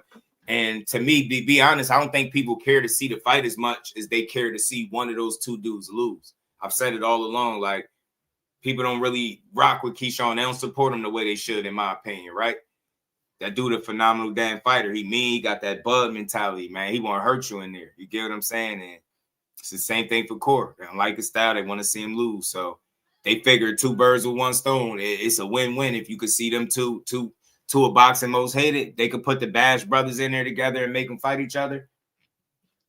People would be all for it. You know what I'm saying? But for me, like I said, man, if they do it, I'll watch it. But I ain't pressed. I ain't pressed because, like I said, you want guys to fight each other that want to fight each other, right? Versus two guys that's letting you know, look, that's my brother. I ain't putting hands on him. You know what I'm saying? So I doubt if it happens unless they offer them life-changing money or some career high payday type shit. Other than that, it's just gonna be a conversation in the wind. And one more thing I want to put to bed, man, because y'all kept like, on and on and on and on and on about the 25% this and that, 25% this and that, right? So y'all forgot that Bill was doing his mixtape rounds around that time and he went on the Boxing Voice. So I'm going to play this clip. It's pretty self-explanatory. This is for everybody out there that said anything about 25%. Here you go. So what was the money? What was the 25% of what? He ain't tell me that. Just like so you ain't going to tell me that. No, but I'm saying is, so what is 50? And real quick, y'all, and I'm going to play it again. Bill came on, y'all, and said the same shit that I've been saying to these idiots for the longest. He came on talking about 25% of what? He didn't even know. You want somebody to sign a contract for 25% of nothing is crazy. No boxer is signing a contract without knowing how much money they're getting paid unless they're a damn idiot. Y'all people have no common sense when it comes to putting fights together. That's why they're able to manipulate the way you think. Telling somebody to agree to 25% without knowing how much money is in store is ridiculous. It's foolish. So look, again, watch how he bury himself. Watch this clip, how it go left. So what was the money? What was the 25% of what?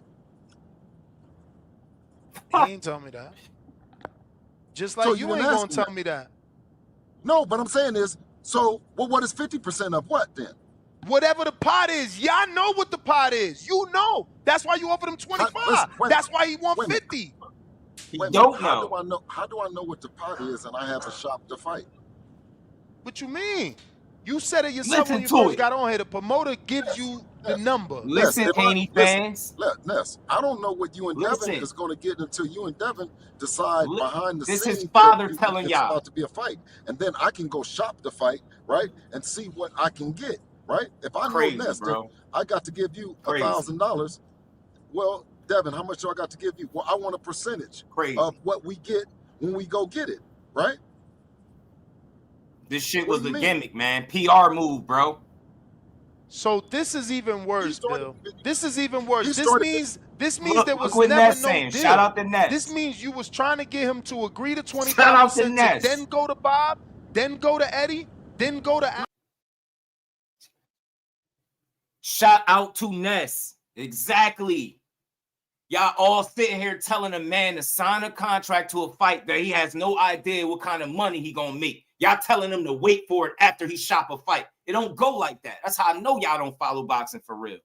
You want a guy to sign his name on a dotted line for a contract and he don't even know how much money it is. That's that same bullshit PR move, very similar that they pulled with Gary Russell Jr. all them years ago. Sending that bogus ass paperwork, man. I rock with them, but when it's flawed shit, I have to call it out. I don't have no issues with them as a team, but that type of shit is smoke and mirrors. I ain't mad at them because they playing the only card they could, and it's worked for them still to this day because they got people questioning 25% when the first thing that man said is 25% of what? I've been telling y'all that. He has no idea. Ness said, man, that's even worse, so it's no deal. You want him to sign a contract and then you gonna shop the fight? What kind of sense do that make?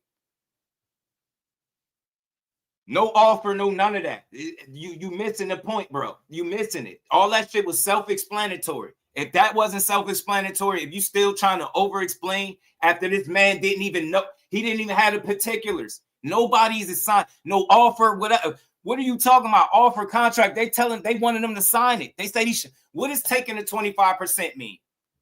Accepting the offer. Am I right? That's what are we talking about? That's what they wanted him to do. 25% of what? And he has no clue. He didn't know how much the fight was worth. Talking about he gonna shop the fight around. That's bullshit, man. And again, who was putting up the money? Y'all not being very smart. Who was putting up the money? He talking about shopping the fight around. Who was putting up the money? How they making offers and don't know who's putting up the money? Make it make sense. Yeah, I'm telling y'all logic goes out the window for your favorite fight. I'm not a fool. That shit was bogus. I was like, bro, what? Nobody signs a contract. They don't know what kind of money they standing to make. And they just waiting for you to tell them, oh, it's 25%. Oh, it's 4 belts. Y'all don't know which one y'all want to push. Should he take 25% or should he take it because it's the 4 belts? Come on, man. Y'all know that shit was bogus. Y'all know nobody signing up for that. Shout out to Aaron. And he didn't send the bottles. He didn't send the bottles. That's a little, he didn't send the bottles personally. So see, you got to do your homework. You get what I'm saying? They needed to negotiate. And that's the thing. They was never willing to negotiate. Educated Jab. Thank you. Mind George was good with it. Rome was good with it. 25% is not going to be the highest. In fact, shout out to Rome. Facts. And he didn't even know what it was going to be, bro. Cut was good with it. You get what I'm saying? You get what I'm saying? Irvin, man, come on, bro. We asking fighters to be dumb. Try that shit with another dummy. That man, his team ain't no damn fools. They not no fools. They not going to fall for the bill shit. I'm sorry, y'all. We love the Haneys over here, too. Love all these boxers. We support them all. But nah, we weren't going to fall for the banana in the tailpipe, bro. We seen a very similar situation with the Gary Russell fight when they were sending bogus-ass paperwork and trying to get him to sign for more than one fight. Sneaky little underhanded shit. He wasn't no dummy, man. You get what I'm saying?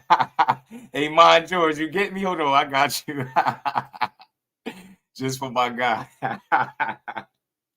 That man got the meanest ice grills in the game. Yo, man. Oh, man. Talk to him, Marcus. That's why Bob was like, shit ain't have no substance. But he was saying he going to shop the fight around. He just said it in that clip. He exposed himself. They was trying to put the cart before the horse or whatever that saying is. Y'all know how I go. That's what they was trying to do. Trying to manipulate a guy into signing up for some shit where they can manipulate the chessboard. No dummy and no smart fighter in their right mind would have signed on for that, bro. No fighter. Nah, bro. Nah. You can stay away from it, John Wick. I'm a content creator and I stand on business, bro. I know exactly what I'm talking about and I'm not a fool. You got the evidence from the promoter to say that clip was self-explanatory. I swear it's nothing. It ain't even nothing else to discuss. You heard what Ness is fair to them. He likes them, but he told them, yo, this sound bad, bro. So hold on, you wanted them to sign first and then shop the fight? Tell me when you ever heard of that. That's what I'm trying to get you to understand. You use your brain, bro. It don't work like that. That fast talking shit didn't work.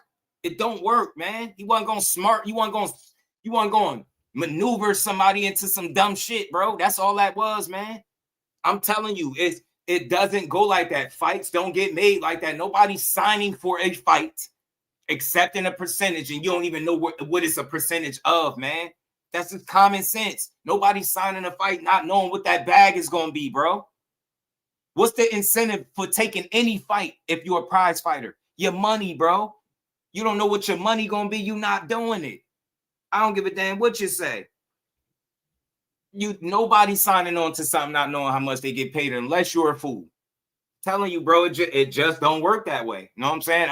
I'm just using a lot. And notice, I'm not saying nobody is scared and ducking. I don't do narratives. I'm just focusing on what he's saying. You have a big platform. Shout out to the Boxing Voice and Ness. You got a big platform over there. You got thousands of people listening to them. And he telling them in front of all them people, man, this shit sound crazy, bro. Like, damn, he was trying to stall them out.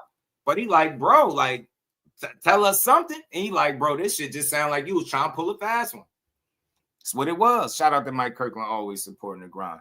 Funny but true logic goes out the window for some of their favorite fighters, man. I'm telling you. And when y'all see me do that, abandon logic for any fighter, especially a favorite fighter, call me out. You'll never see me do it, bro. I just know it don't work that way. Nobody's signing on for that. Mike Kirkland, man. So I really want to see Shakur is Devin. Yeah, me too. Me too. Me too.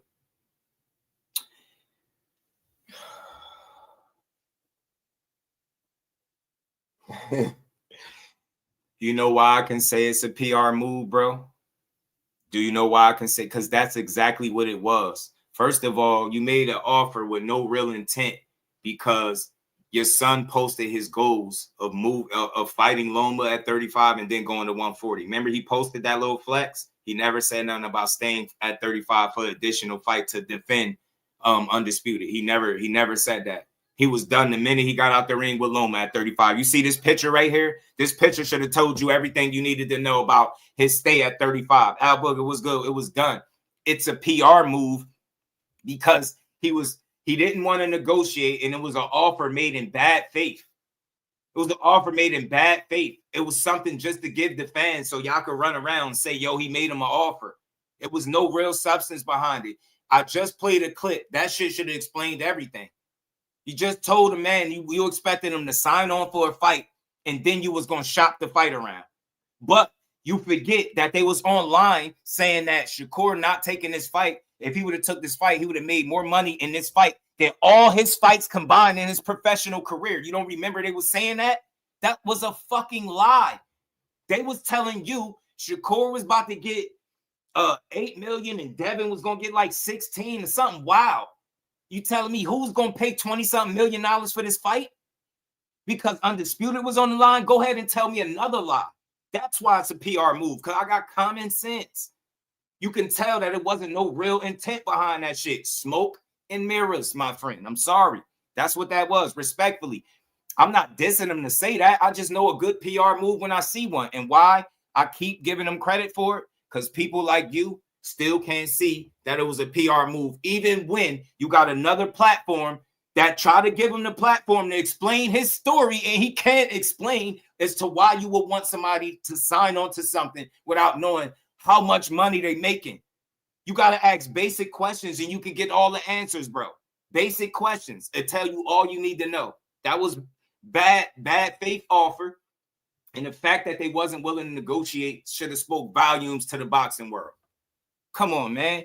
Can't get in there with the most accomplished fighter you're fighting today talking about you don't want to negotiate. Come on, man. It's crazy. Shout out to my baby girl, the queen, Miss Just Do. Y'all hit that like button. Y'all, we still got over 100 people. Hit the like button, sub to the channel. Shout out to my brother, Cal Cooley. You know what I'm saying? I don't have a clue. Hey, Cal, he came right on asking a question. Remember, Cal, I've been saying it forever, bro. One more time, man. Got to. One more time, and we're going to move on. We're going to keep it pushing. One more time for the one time, though. Just to get it on your mind. You hear him say it, not me. So what was the money? What was it? 25% of what? He ain't tell me that. Just like so you ain't gonna tell me that. No, but I'm saying is, so what is 50% of what then? Whatever the pot is, y'all know what the pot is. You know. That's why you offered him 25. That's why he want 50. Wait a minute. How do I know what the pot is and I have a shop to fight? What you mean? You said it yourself when you first got on here. The promoter gives you the number. Ness, Ness, I don't know what you and Devin is going to exactly. Look what Ness telling me. Behind the scenes that it's about to be a fight, and then I can go shop the fight, right, and see what I can get, right? If I know Ness that I got to give you $1,000, well, Devin, how much do I got to give you? Well, I want a percentage of what we get when we go get it, right? What do you mean? If you can't hear bullshit, so this is even worse. Look at the long silence. This is even worse. This means there was never no deal. This means you was trying to get him to agree to 25% to then go to Bob, then go to Eddie, then go to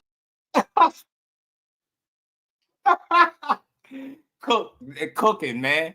Nice, man. Let him cook, man. I'm mad the clip cut off right there, man. But shout out to him. That was an old topic. I just wanted to put that to bed once and for all. If somebody ever asks anything about 25%, I'm not entertaining it. That was it. I think that answers everything. If that doesn't tell you everything you need to know, if the man being asked straightforward questions can't give you straightforward answers, in my experience, in my 39 years of living, that means you full of shit. Full of shit. Trying to control the narrative. I'm asking you straight questions and you giving me runaround. And you're answering questions with questions. That's mean you're not being honest, bro. It's not hard to figure that out. But this is boxing for you. This the game, man. You gotta get behind the narrative, bro. You got to. And I respect him for doing that because I understand what he's doing. I get it. I mean, I get it. I don't think he got to go about it that way, but I get it. I get it. You got to make the people think that, y'all want to fight any and everybody. But the thing is, I do think they will fight any and everybody, but I think the situation got to be right. I don't think they just jump in there with any and everybody without it absolutely making sense, obviously, right? Like any other fight. So, I don't know, man. That was something to think about right there, man. That was something to think about, but I think that puts that to bed, bro. It really, really does. It really, really does. And let me take this picture off, man. Shout out to Dev, though, man. I rock with Dev. Think what he doing is good at 47. Be interesting to see what the next big fight for all of these guys are. I mean, they all swarming in or around each other to a degree, whether it's a weight class or so separating them. So you just never know what fight gonna materialize. I think all of these, these guys are unsure about what they next for sure opportunity gonna be, right? Like we feel like the next fight for Devin is Ryan Garcia, but how could we be sure? What if Ryan lose this fight? Do y'all see Devin fighting Ryan if he lose the Barrios? So we can't say for sure that that's his next fight. I know it might look like they throwing Ryan an alley-oop off the backboard, which I think that's what they're doing, but it is what it is. You get what I'm saying? It is what it is. 25% of cap is crazy.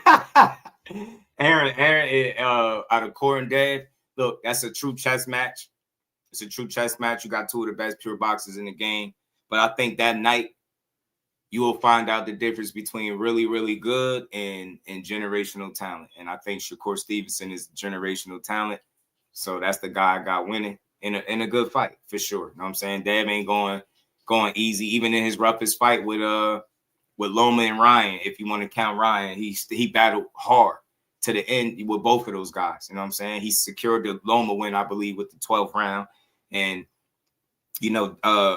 he was getting, he was on the shit end of a bad fight with Ryan, but he fought to the bitter end, kept getting up, and he fought to a split decision. So, you know what I'm saying? Much respect to him.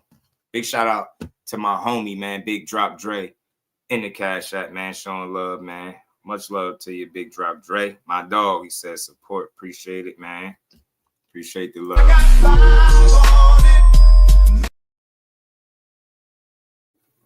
And shout out to Big Dre back in the Cash App again, supporting the grind. Much love to my dog. Appreciate you, And Dre. we ain't never got a box again. Well. I already been getting these bets, but now it's time for you to get your just due. So we'll see, man. We'll see. Got Barrios over Ryan. Yeah, man. I think he can pull it off. I don't think you can count him out. I just got to see what kind of Ryan is getting in his actual ring to fight. You get what I'm saying? I got to see if he really this guy that his dad say he is. If not, I think he's gonna be in trouble. You know what I'm saying? I think he's gonna be in trouble. But another fight that I did want to discuss that I hear is on track for April in Vegas is Jaron Ennis versus Vergil Ortiz. I do hear that's on track for April in Vegas. It looked like they didn't give up on the fight. I seen Vergil Ortiz management speaking about it. He said never give up or something to that effect. He had made some type of Instagram post basically alluding that he wasn't giving up on making the fight. So I guess they still on par for pushing that fight through. It seemed like the lawsuit worked. Seemed like maybe Vergil shook up some trees with that lawsuit. Seemed like he got some straightening, you know what I'm saying, to Oscar De La Hoya. Now Oscar De La Hoya is talking differently about this situation. Like he went from trolling Eddie Hearn and trying to one-up him to, he's willing to do whatever it takes, whatever Vergil wants. So it's, to me, I've always maintained, I told y'all, I never thought it was Vergil that wasn't wanting this fight. I thought it was the team or the handlers. CJ, what it do, homie? I thought it was them stopping it from happening and coming to fruition. And we kind of see that that's the case. You get what I'm saying? Let's see it, man. Let's see it. Let's see what happens here. Yeah, man. Ain't fast. Yeah, they still gonna argue it, bro. They still, it's crazy. That's why I played it one more time. To argue it is diabolical at this point. When the man himself can't explain the reason you would want somebody's signature on some shit is wild. Like straightforward questions require straightforward answers to me. It's a super chat party. Much love. Shout out to everybody supporting the grind. Everybody in the super chat and Cash App. Big shout out to Al. And we ain't never got a box again. Well. I already been getting these bets, but now it's time for you to get your just due. Shout out to Al, but appreciate you. Say don't matter what it's saying matters. Yeah, man. The law of the governing bodies. Yeah, man. It's crazy when you try to get somebody a low ball offer and people like, yeah, accept it because of the belts, because you ain't got to get punched in the face. You know what I'm saying? Some guys get duped out of, duped into taking that shit sandwich. And I just don't think Shakur Stevenson was gonna be one of them dummies. I never thought that. You're not going to out hustle him in that room. I just don't think. In his team, not on no BS, you're not going to get him on that. I just don't see it. So it is what it is. Hopefully, we can see one of these fights materialize. Ryan got a fight coming up this in February toward the end of the month. Let's see what he do. Is big implications with a win for him. He could put himself in a spotlight. He could become the first, world champion for the first time. He could change. He really could single-handedly change his career around with the right kind of win over Barrios. Let's see how committed he is based on what his dad said. And let's see how serious he is about either that Devin Haney rematch and or entertaining the fight potentially with Shakur Stevenson. We heard a lot of guys say that what they'll do to him, but we ain't seen that shit yet. And when it's time to put ink to pad, they always come up with something. So we'll see if Ryan stands true on delivering his first championship, him and his pops, and let's see who he's going to defend it against if he does win. If he takes a loss, I don't know where he goes. I don't know where he goes from there. You know what I'm saying? Back-to-back losses, and that you didn't deserve the opportunity, it's going to hit different. So we'll see. But as far as Vergil and Boots, y'all, like I said, shout out to my dog, the plug, L Boxing. And he dropped a little info in my lap, let me know that things is looking on track for this mega fight at 54 for one of the best fights in boxing. I think both guys wanted it. I think this situation is proving it. The fact that the manager never gave up on the fight is a good thing, but he was talking out of both sides of his mouth at one point, demanding wild amounts of money. He said something like 10 million or something at one point. So it looked like they all kind of had a hand in stalling the fight, but ultimately by Vergil's moves, that told me that it seems like Oscar was the issue. It felt like Oscar was the issue. Oscar was the guy holding up the fight, and he went to go sue. And then Oscar changed his tune. He went from, you know, like I said, trolling Eddie Hearn and clapback Thursdays or whatever he was doing to I'm willing to do whatever Vergil wants. So something had to work in Vergil's favor. Hopefully that leads to the fight happening in April in Vegas. They saying, you know, it's a big fight. They need to put it in Vegas. I mean, look, may the best man win, but I already told y'all, man, and one mixtape Boots about to tear 154 up. And I'm telling you, it really starts if he can get Vergil Ortiz in the ring. I think it'll be a phenomenal fight. Look, Vergil ain't no easy out for nobody. But I just think Boots got some things that Vergil don't got that's going to lead to him having a tough time dealing with him. You got to think the only thing people banking on is Boots having maybe some leaky defense, getting caught with a big shot, possibly getting knocked out. But if you talking about boxing, you don't got Vergil out boxing Boots. You got him winning by stoppage more likely, and that's it. You know what I'm saying? Man, safe travels on the road, Cal. Safe travels on the road. And anybody that might be traveling while they're in the building, hit the like button, and we're going to keep rolling. So, look, let's see, man. I'll if I get any update further than what I just got, as far as it being in April for Vegas, that's the perfect time. That's the birthday month, man. Come on ahead, Boots and Vergil. That's a Vegas fight too, man. That's worth it, man. I ain't gonna lie. I'm telling you. Yeah, I don't know what that is, bro. I don't know what that is. And I rock with him heavy too, Jordan. Like I go to bat for him on a regular basis. Him and his pops. Even though people be going in on his pops, I be showing much love and respect to them dudes. But I just know what PR is when I hear it and see it. When people can't give you straight answers to shit, they're not being honest. Simple. It's not much to figure out. It's like, okay, you ain't being 100. All right, bet. PR move, bet 100%. You know what I'm saying? Y'all knew y'all was done at that weight class because then your fan base was crying about the only reason Shakur wanted to fight him is because he was drained. He's a hypocrite and backstab. They was saying all types of stuff. He's a coon for getting in the ring with him the same way he had gotten in the ring with Loma after Loma won. It was crazy. I just never understood it.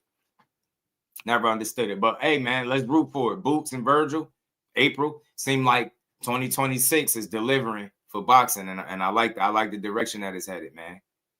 Let's keep rolling, man, because we got to talk about it. Gats to talk about it, man. Errol, the truth, Spence, man. They saying Big Fish is back, man. They said he coming back in July, man. Both of these dudes had, Errol Spence only the one tough loss. He lost to the best fighter in the world. There's no shame there. Tszyu done got his ass handed to him multiple times. Like he had the hole in his head against Fundura. He got stopped against Bakram. He was shell shocked. He looked like he knew where the hell he was at.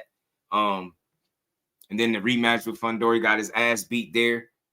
This is a crossroads fight for both of these dudes for obvious reasons. Tszyu with the multitude of losses. Errol Spence, obviously, if you've been out the ring for about 3 years or so and you come back and you lose this fight after being out for so long, that'll be a back-to-back loss. What's the likelihood of you trying to continue to push in boxing? I don't know. So it's like a crossroad, right? I don't see why you would want to even try to keep pushing it. If you come back and lose to Tszyu, I would think it's because you're not the same Errol Spence, and that's going to be tough. So, look, I'm with you, Jordan. I'm just about to say it. I like this fight for both guys for the same reasons. They both took in tough losses, multiple for Tszyu. They tough guys. They got action-packed style. They got fan-friendly styles. It fits the bill for an Errol Spence fight, right? He's telling everybody he don't want tune-ups and stuff like that. We know he ain't taking no tune-ups, so he's stubborn. He is who he is. He the truth for real, right? So this will be proving it. If he can come back off a damn near 3-year hiatus pretty much and fight a tough, rugged, sturdy guy like Tszyu and get a win, I think that could give us a lot of answers to the questions that we got about Errol in terms of should he keep going, right? Because that everybody already writing him off. They saying he finished. Andre Rozier was just doing an interview recently, and he was talking about Errol Spence and how he feel like he shouldn't fight no more. You get what I'm saying? Like people making heartfelt, sending heartfelt messages and praises out to this dude because they don't want him to fight. You know, people want Errol Spence to hang it up. Stubborn, man. And look, I don't mind seeing him try his hand in the ring one more time after losing only once to, like I said, the best fighter in the world, man. The time off could have did his body some good. I mean, Keith Thurman was a guy that dealt with injuries, inactivity. He took a loss, not as nearly as bad as Errol Spence, but nonetheless, he took a loss. He dealt with a lot of inactivity, right? And he came back. Now, I get it. It's Brock Jarvis, not a world beater, but still new weight class 54. And he looked pretty damn good. He looked rejuvenated. He looked good. So he got a fight coming up as well with Sebastian Fundora. And that's going to answer, I think, every question you still got about Keith Thurman. Any question you still potentially got about him, I think is answered on fight night. And I think the same thing for these two in the picture with Errol Spence and Tim Tszyu. And I think they had a little clip with Mike Coppinger talking about this. Let me see if I got it in here. So we haven't seen Errol Spence in the ring since I believe it's July of 2023. Yeah. I'm told by sources that we're going to see Errol Spence back this summer. Thank God. And that it's going to come against Tim Tszyu. That they both signed contracts for a fight. And it's really a crossroads matchup, I think. Tim Tszyu obviously has not looked his best. He had lost to Fundora by stoppage last year. He was stopped by Bakhram Murtazaliev, but still a mighty popular fighter in Australia, a quality fighter, a former champion. I respect him. So I'm told Tszyu's going to have a tune-up first in Australia, probably next month in March. But then after that, they already have a deal in place to meet. And we'll see. Does it take place in Australia? Does it take place in the U.S., where Spence is a big star in Dallas? So there you go, man. I mean, they got some options on where exactly they stage the fight. QT was good with it. Win or lose, Spence always going to be my guy. Yeah, and like Jordan said, look, I'm rocking with Spence. I put my money on Big Fish. Like I told y'all before, it's only one Terence Bud Crawford in boxing, and and he retired. You get me? I know he's been off hella long, but I put the money on Big Fish, man.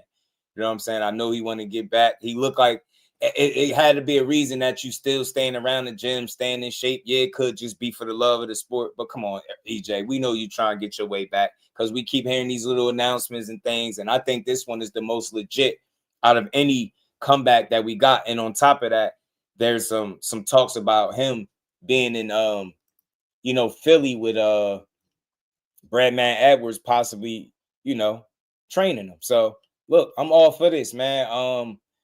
I don't throw guys away at their loss. I know it was a bad loss. It's a lot of inactivity. Like I said, you got guys pleading with Errol Spence not to come back and different things like that. Dude was good with it, cuz. Said I got Big Fish for sure. I'm telling you, I'm rocking with EJ on this one, man. Hey, he lose, oh well. I know where he at.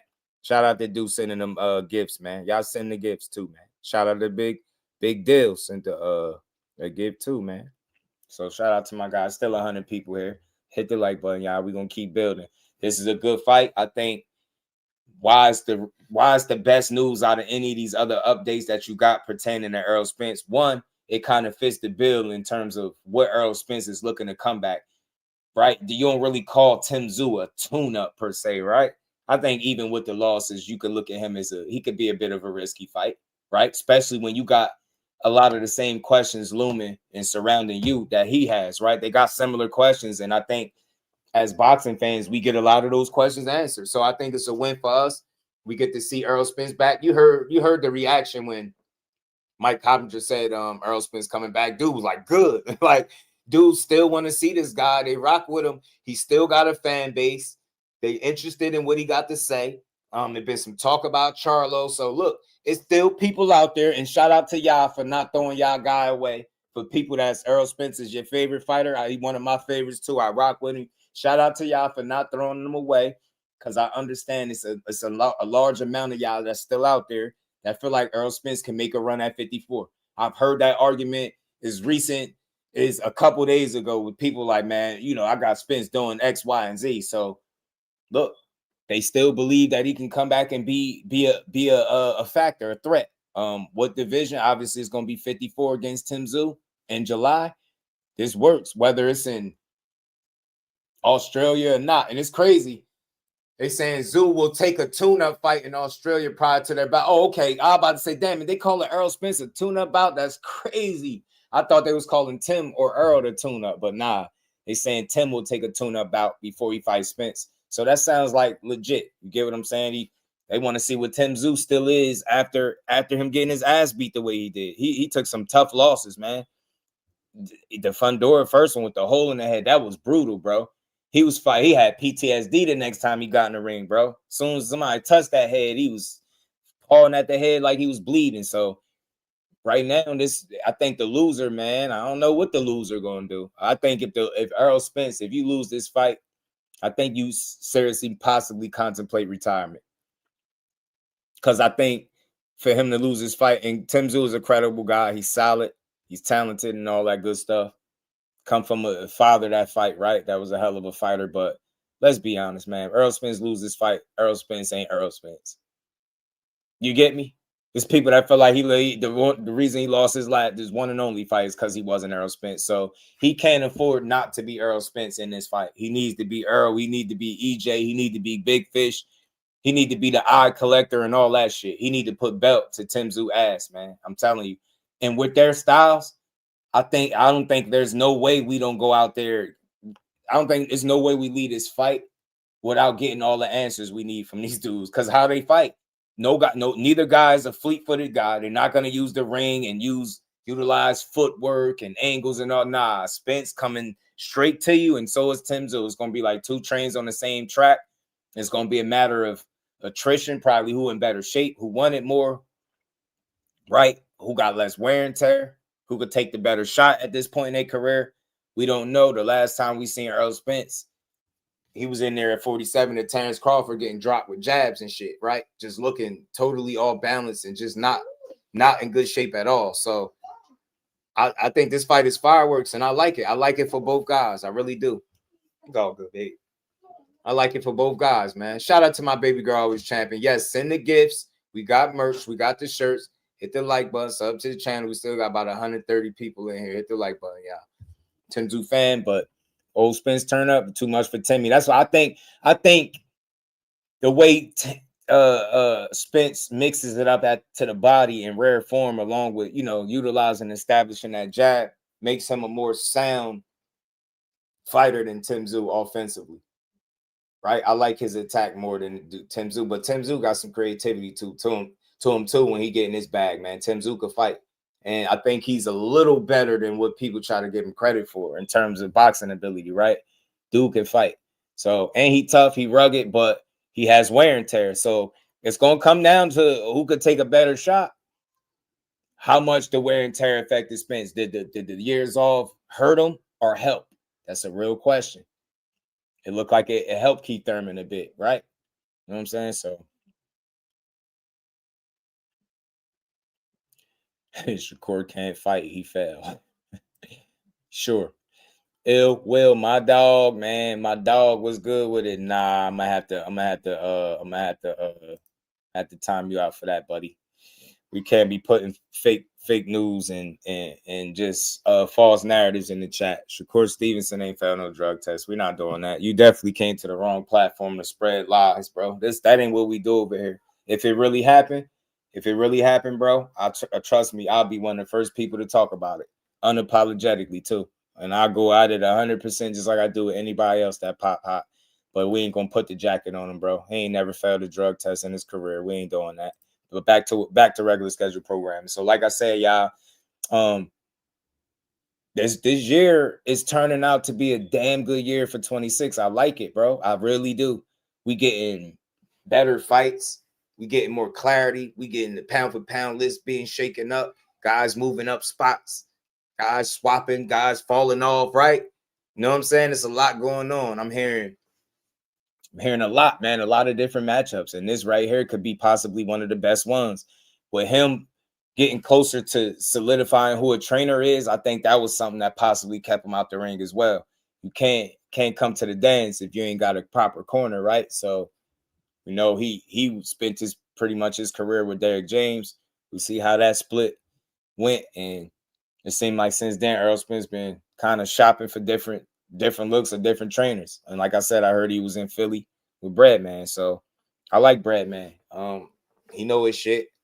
At this point, I think Errol Spence is who he is, right? As a fighter. I don't think a trainer makes or breaks him, right? But I do think just like in any corner, the right trainer could be a potential X factor, right? But I just think Errol Spence at this point, though, for the most part, is who he is.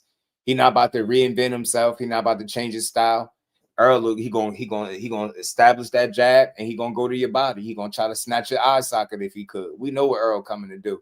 So when people say like what trainer he need to go to, and what one, you know, this one or that one is good or bad, I don't really think that's gonna be that much of an issue. I think as long as he's comfortable, I think as long as his trust there, and they allow some adequate time to prepare and work with each other, I think it's gonna be what it's gonna be. You get what I'm saying? At this stage in his career, you get me? He just needs somebody to, you know, sharpen him up and prepare him, make sure he on point. But Errol Spence is who he is at this point, and he's a hell of a fighter. And like I said, Terence, that bad man that beat him in Terence Crawford just retired not too long ago. So until I see another one of them, I ain't nowhere near as worried for Errol Spence as I was, you know, knowing that it was a chance he could have went up against Terence Crawford in the rematch when that whole back and forth was going on. So let's see it though. Let's see it. I'm all for it. Let's see it. Like I said, I wanna say Errol Spence gonna go out here and pull this out. Shout out to Al Booger, man. Appreciate the gifts, bro.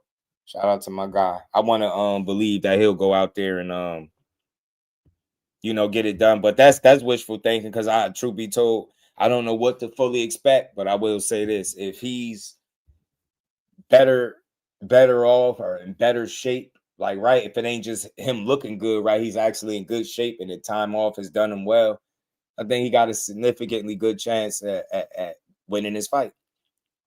I think if he's compromised from the layoff and obviously it's any type of layover effect from the loss against Terence Crawford, I think the writing is on the wall for our guy, Mr. Big Fish. And I wouldn't be mad if he hung him up if he was to lose again, especially in a bad fashion at any sort.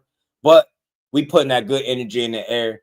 This is the kind of fight that he was looking for. I think this one is dangerous, but I don't think it's as dangerous as Sebastian Fundora for obvious reasons. You've seen their two fights. Sebastian Fundora is like fighting a damn shooting guard, man. That box like or something, bro. So I think that would have been a really tricky, weird fight for EJ. Despite how good he is, we know he the guy, but man, Sebastian Fundora out here utilizing his reach out, he establishing his jab.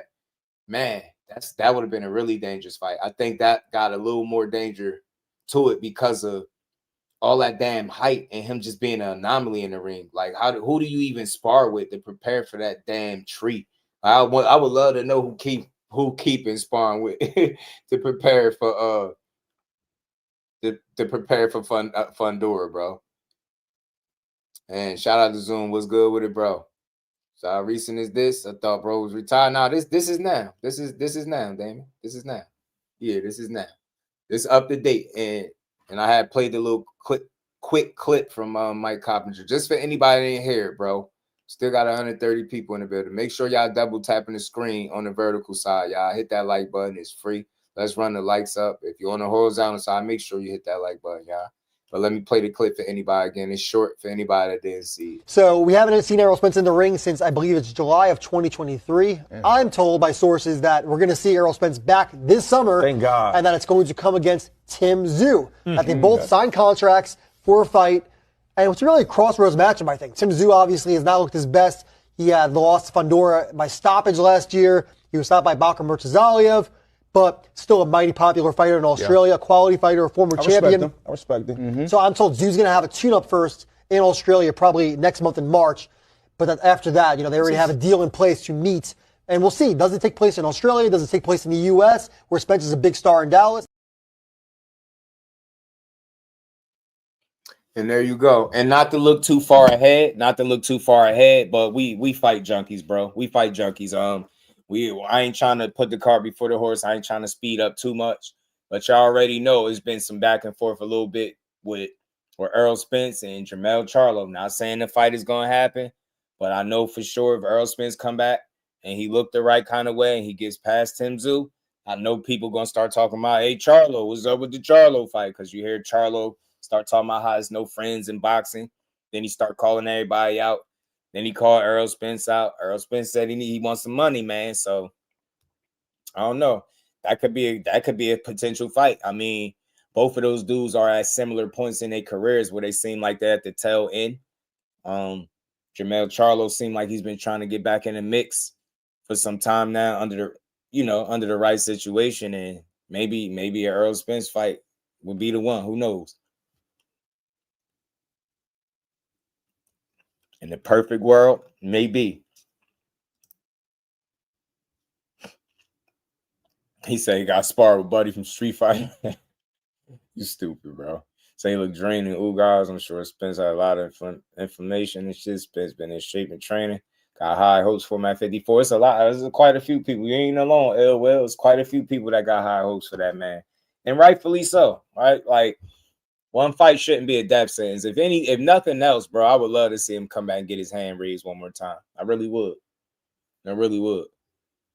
I think it'd just be something dope for boxing. I ain't gonna lie. I think Errol Spence winning another fight in this sport would be a great thing for this sport. I ain't gonna lie to you. I ain't gonna lie to you, man.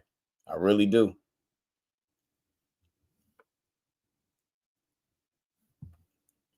Breadman is known to be able to prepare his guys and have them on point and ready to go.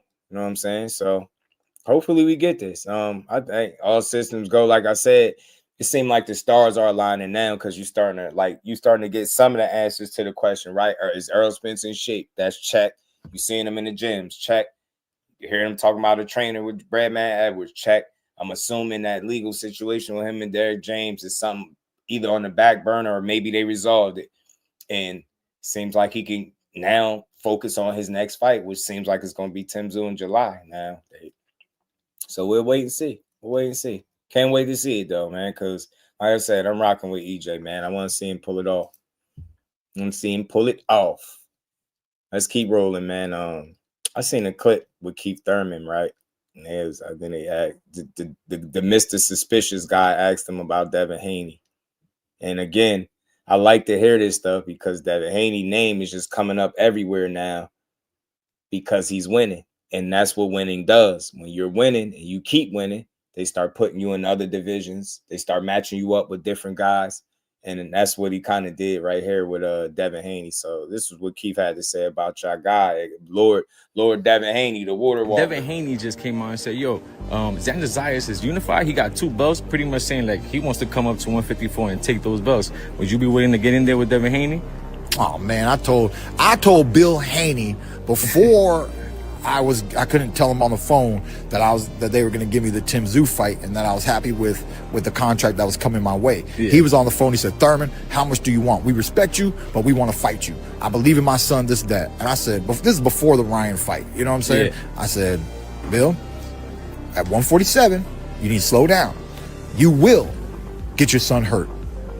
I said it first. I promise. Don't got a reason to lie. You know, me and Bill had a nice conversation. He said, I'm tired of talking to you, Keith. I think I need to get off the phone. You're making me doubt myself. I said, you need to listen to me, but do what you want to do. So you let him know first already. You know, I let him know that, you know, welterweight division is a painful division. You know, moving up to 54, it's even more, you know. Now, the only thing he has a very talented, defensive, skillful, athletic fighter. Yeah. Right? Skill, yeah. But who did he just beat? Brian Norman? Yeah. Like, come on, man. I mean, look, like, was Brian Norman a Sean Porter? Nah. He didn't even have that kind of dog in him. Not at all. You know what I'm saying? You got some young cats coming up right now, like Xander Zayas is just unified. What do you think about that? You think he's at your caliber? Even at this age right now, you think he's at your caliber? A lot of people saying, like, he's all, like, hype just because he's, you know, representing Puerto Rico. What do you think about that? You know, I mean, it's you want skills and hype. You want both. Of course. You know what I'm saying? You want skills, you want hype, and that's what makes things exciting. Like if we don't hype up the next kid, then who's gonna be the next superstar? Exactly. So make the big fights. Who's gonna be the next superstar? You're gonna keep no, he's not really ready. That guy over there who beat 5 different guys, he's not ready for nobody either. You know what I'm saying? Like never gonna face the big boxing's guys. Got the weirdest critics. You know what I mean? We got the weirdest critics, you know. boxing critics belong on Ripley's Believe It or Not. You know what I'm saying? You know. So I level with Keith. He ain't lying. Yo, people be talking crazy. So that was just a little conversation that he had back and forth with dude, Mr. Suspicious or whatever they call him. And that's what he had to say. Look, I said this before. I knew this was coming too, especially after he got back in the win column. You was gonna start hearing Devin Haney name be put in the mix with some other guys, fights at 54. I mean, you can't blame nobody for mentioning anything at 54 because his dad is on the record for saying that we could be fighting at 54 right now. You get what I'm saying? So I just knew it was going to be a matter of time before somebody asked him about a fight. Facts, Mike Kirkland. One thing about Keith, you can say what you want. That man knows boxing. He a smart dude, bro. And he's smart in the ring. Shit, he a smart fighter. And he's smart, period. When it comes to this sport, Keith Thurman know his shit. He know his shit. That welterweight division a little bit different, but he like 54, just a whole different beast. Whole different type of beast, bro. You don't even need your ass beat like that. So we'll see. Xander sounds like an option for Dev. He got options too. He's been winning. That's what winning does. It puts you in the driver's seat to make other fights. He seemed like he could potentially fight, maybe try to get a unification, the winner of Barrios and Ryan, possibly, right? Get that mega rematch with Ryan Garcia. I don't know. You got the Shakur Stevenson conversation looming, right? You got the Xander Zayas thing. You like, man, Xander got 2 belts. You sound like you interested in trying to be in 4 divisions. You know what I'm saying? Hey, seem like you know what I mean? A lot of y'all dudes is daring to be great. So, look, I'm here for it. I want to see what you want to do. You know what I'm saying? I want to see what you was asking about Xander for. Right. Every time, yeah, hell yeah, he's smart. Hell yeah. You see, hey, John Wick, you see he ain't been down yet with a body shot. Keith Thurman. See, he ain't been down yet with no body shot. Keep bodying as weak as people think. It's just he human, right? And that might be his Achilles heel, but you got to really do some damage to Keith, or he gonna recover and he gonna get on that bike and get you. You know what I'm saying? I like Keith, man. I like Fendora too, but I low key because people be doubting Keith. He get a lot of flack for being an injured fighter, an inactive fighter. I want to see him knock Fundora out. I would love to see him dial back the hands of time and knock him out. Be that one time in the ring on him. You know what I'm saying? That's what I want to see. I would love to see it. Not going to lie to you. I love to see him go upside his head and kick his ass. Love to see him kick his ass. Hold on, y'all. Let's get to it, man. Hold on. But my guy just sent me this. And this was a conversation that we was having as well about, the news hit about the WBC stripping Shakur for the title at 135 with the whole sanctioning fees thing. And my guy just sent me a clip of Chris Mannix. Looked like he was talking to Mauricio Sulaiman, man. Questioning Mauricio. Let's see what he had to say, man. Shout out to my dog for sending this. Let's see what he had to say.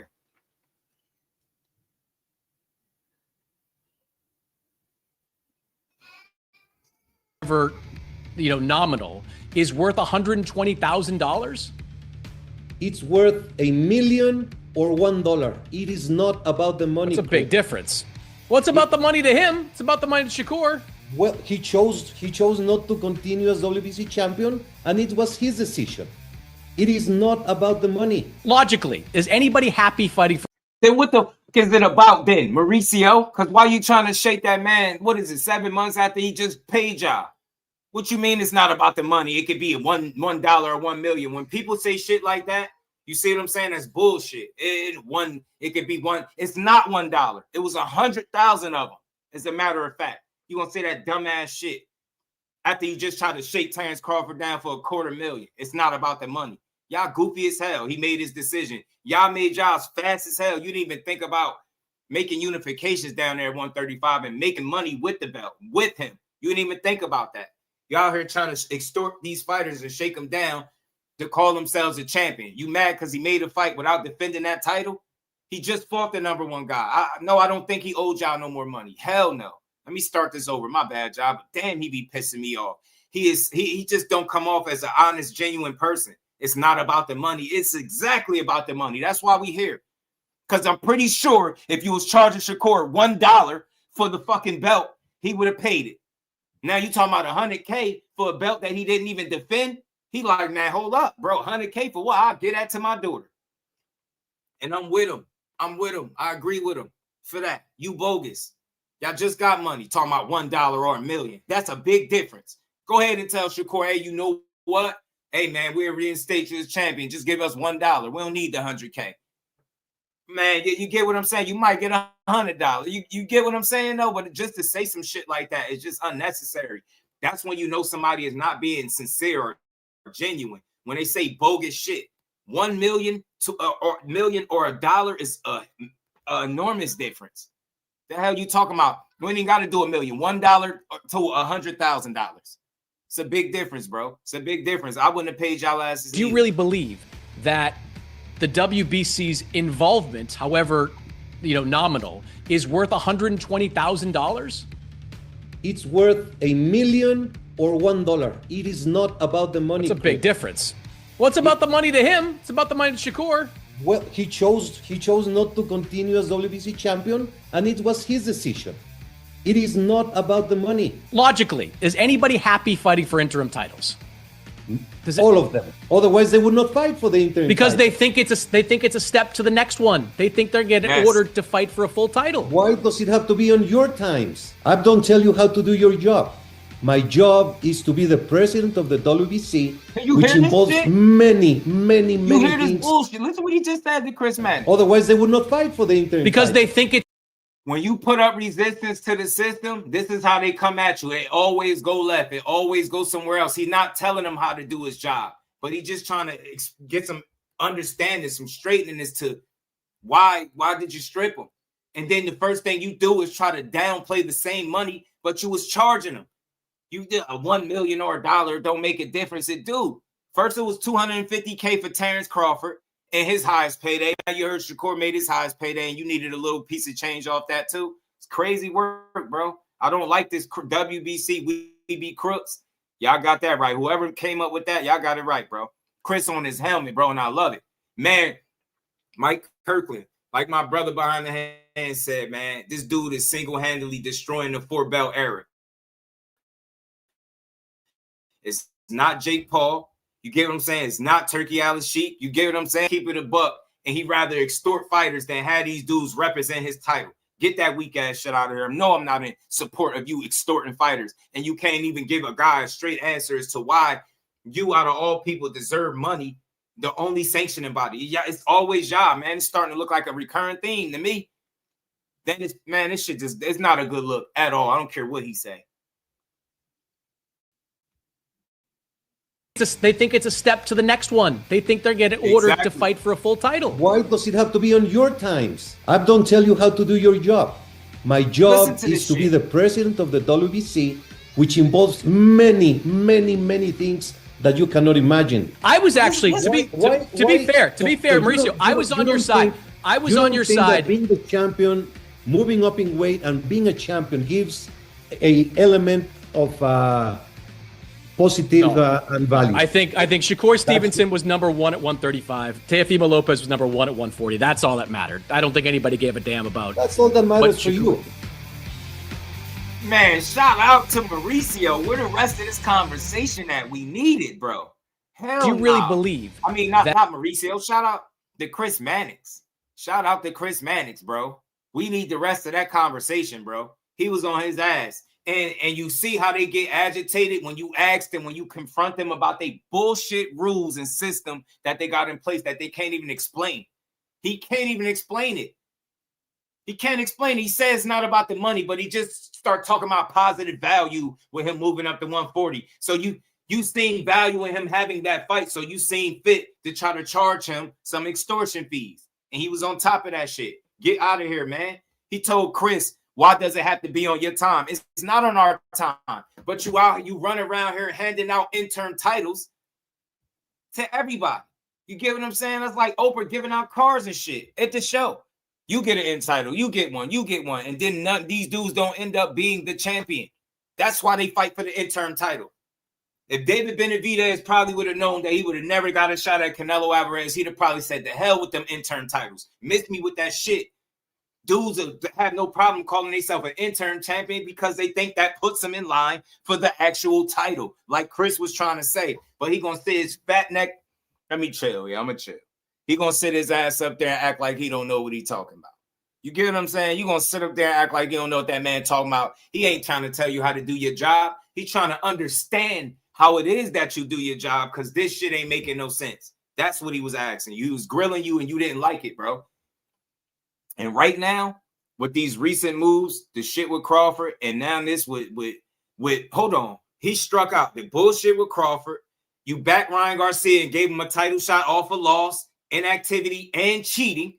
And now you strip Shakur Stevenson. That's 3 strikes you out of there, bro. It's starting to become a recurrent theme. You care more about making money for your fun or whatever you got going on than these fighters representing themselves as a champion holding your WBC title.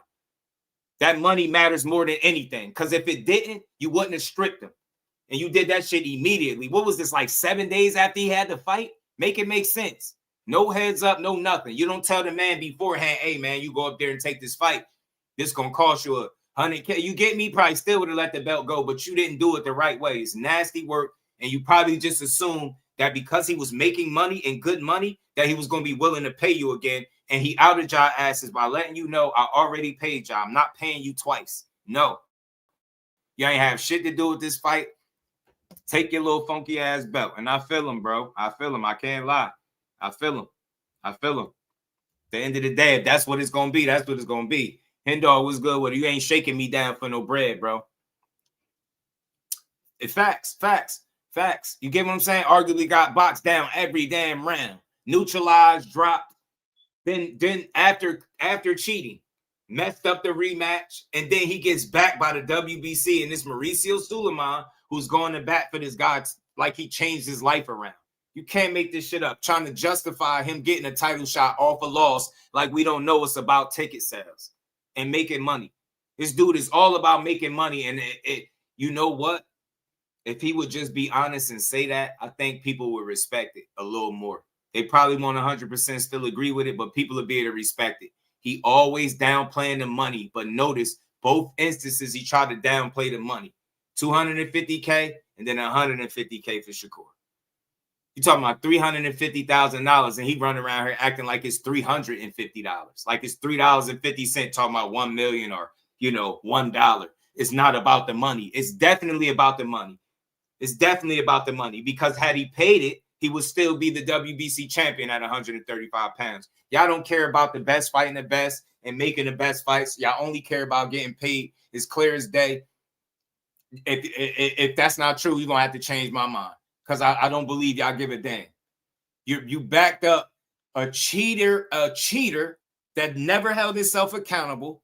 He got beat up, upset, dropped, embarrassed, and went into hiding for a minute, and then came out reinstated with the WBC with a world title opportunity.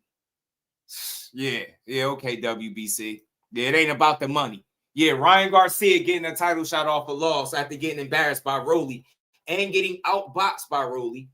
Yeah, that shit ain't about money. It's not about the money, Mauricio. Dr. Boxing Talk, my dog, was good with it. Ryan was fresh off a WBC suspension for racism. Still, yeah, immediate title shot. And then he backed it like, yeah, he made these changes and this. He made it seem like he's some type of like ambassador for the WBC, bro.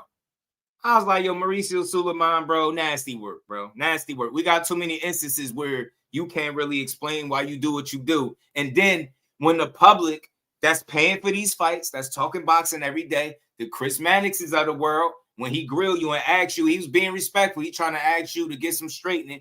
You insult him by telling him he has no idea, like basically what your job entails and all you have to do, and I got to do stuff you couldn't imagine, and I don't want to hear that. He not asking you that. He was asking you what's up with that 100K and why did you strip him? Still can't get no answers. So in the Bud Crawford situation, we really couldn't get no straight answers, but we do know that he was on record for apologizing, right? So you don't apologize if you ain't do nothing wrong. He went about that situation the wrong way, and I think he handled this situation the wrong way. Guarantee you, if it was Canelo Alvarez, you wouldn't have stripped his ass. You wouldn't have stripped Canelo. You get what I'm saying? You wouldn't have stripped Canelo. Guarantee you, this dude ducked and dodged and maneuvered around David Benavidez like the plague. You ain't never think about stripping him. All you did was hand out interim title belts to justify him not fighting the guy, the number one guy. And he still ain't get his shot. So miss me with that. You make and break your rules as you go along, and I don't rock with it. Stop extorting fighters. Actually do your fucking job. Stop telling people, they're telling you how to do your job. We ain't telling you how to do it. We just telling you to be fair and be consistent at it, bro. Be good at it. Get what I'm saying? You make this shit up as you go along, bro. None of these rules never be making sense, bro. Southwest Dice, my guy, man. Do I feel like Shakur ducking dead at 47? Absolutely not, man. You can't duck a fighter respectfully. I don't care who you are. If y'all not in the same weight class. That kind of brings me to some. Hold on. Yeah, no, I don't think he ducking him at all. I just think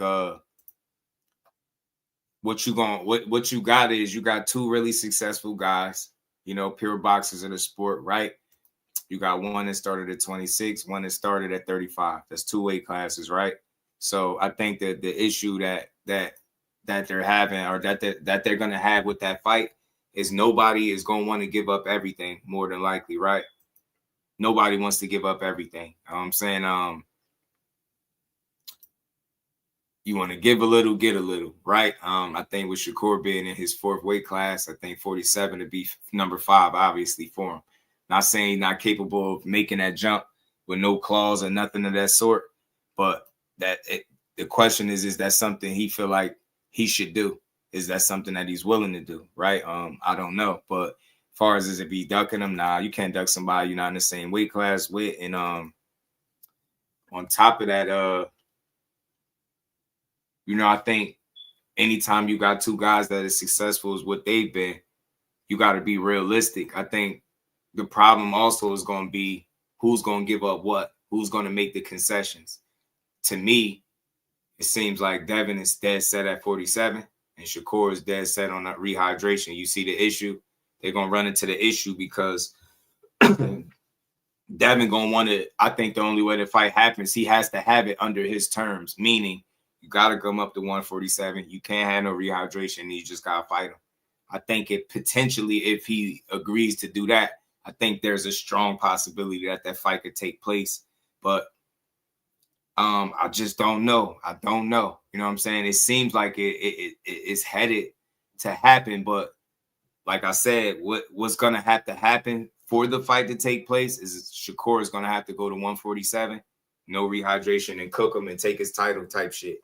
Other than that, I don't see too many scenarios where the fight will happen based on the way that Team Haney has chose to deal with Shakur when it's time to make a fight with him. Now, maybe this time will be different than last time, but let's revisit this for a second. When it was talking about fighting before, they gave that man a take it or leave it offer, and it was unwilling to negotiate. Are they going to have the same kind of energy this time around? And now he's even more accomplished than he was back then.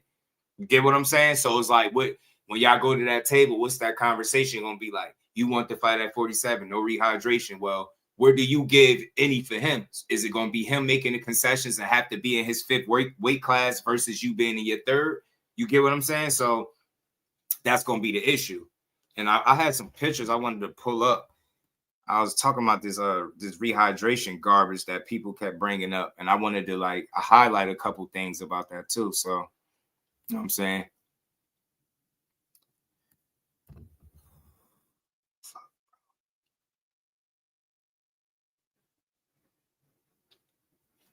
It's not a dehydration clause. That's why we're going to talk about it. But see, the problem is, Damon, the truth in what I'm saying, the proof in what I'm saying is how you're responding to what Shakur is saying. I told y'all, the only way this fight happens, Shakur is going to have to make all the concessions. He's going to have to go to 47. It's not going to be no wiggle room. It's not going to be no catch weight, even though he gave Ramirez the catch weight just to fight before Ryan Norman, right? But with Shakur, it's not going to be no wiggle room. It's not going to be much negotiations. It's going to be like my way or the highway type deal. That's how they deal with him. Y'all give me a quick second. We still got over 100 people in the building. Hit the like button, sub to the channel. Let me pull this picture up real quick, y'all.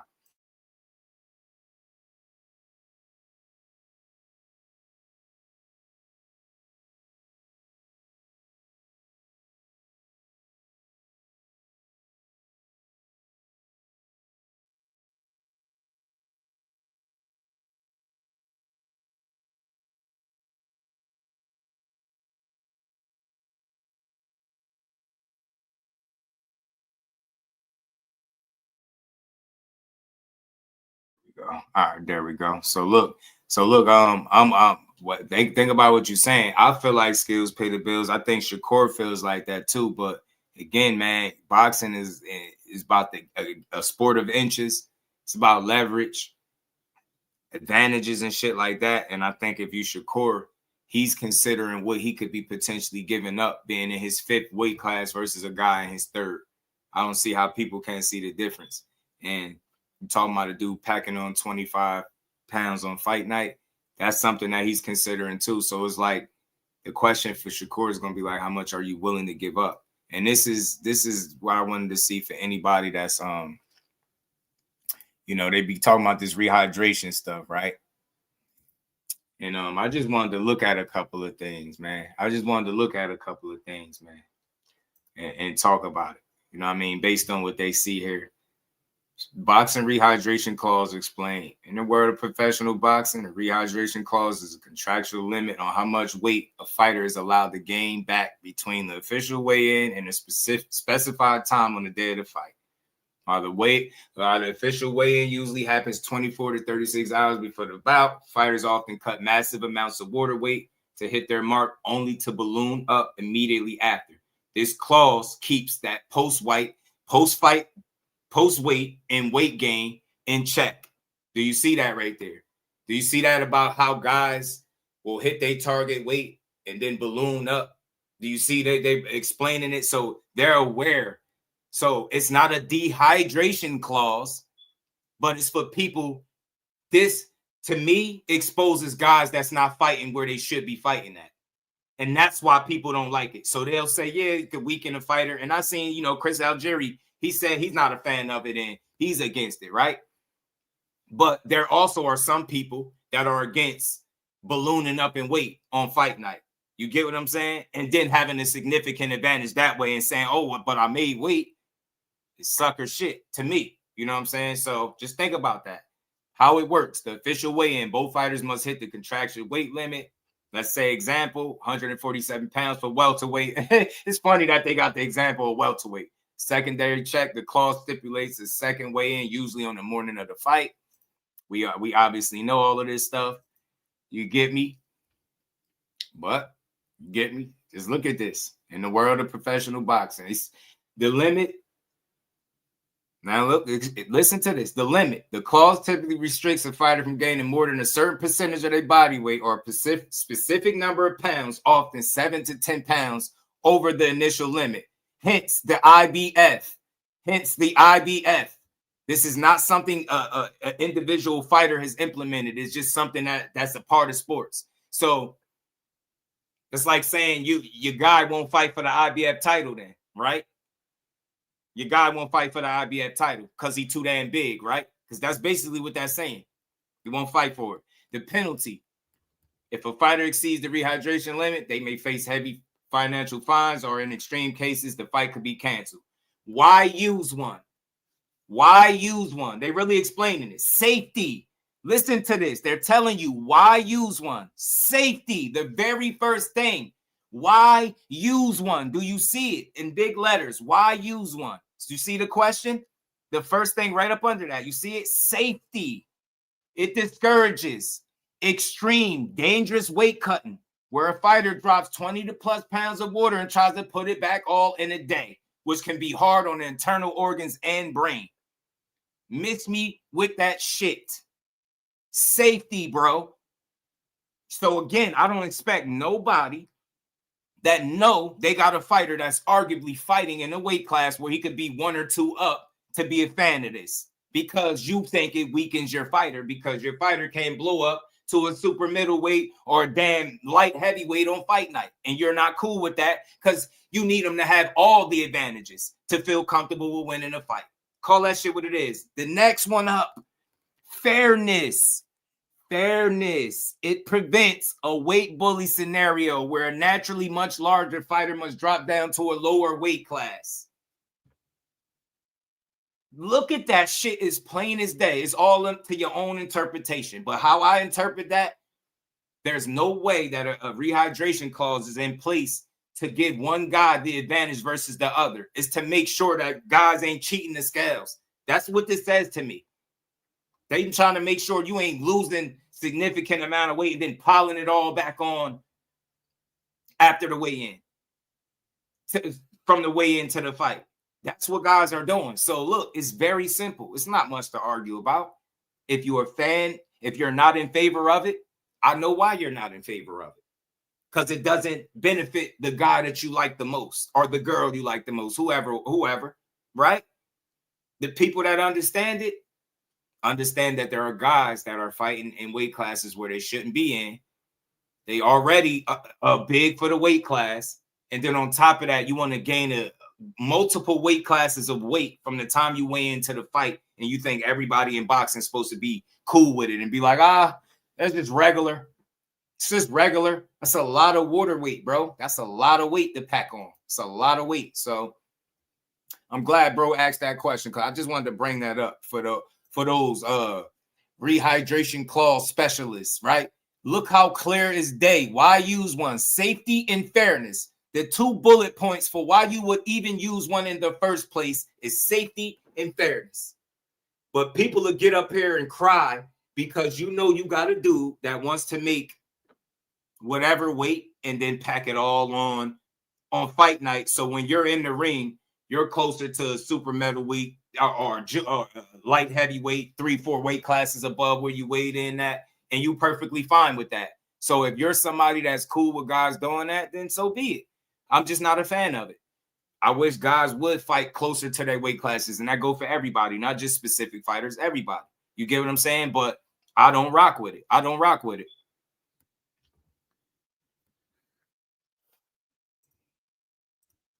There you go. And you sound like you can't talk for a second again. Don't ask me nothing dumb, man. Don't you once you insult me, you on timeout. The next thing you say stupid, I'm blocking.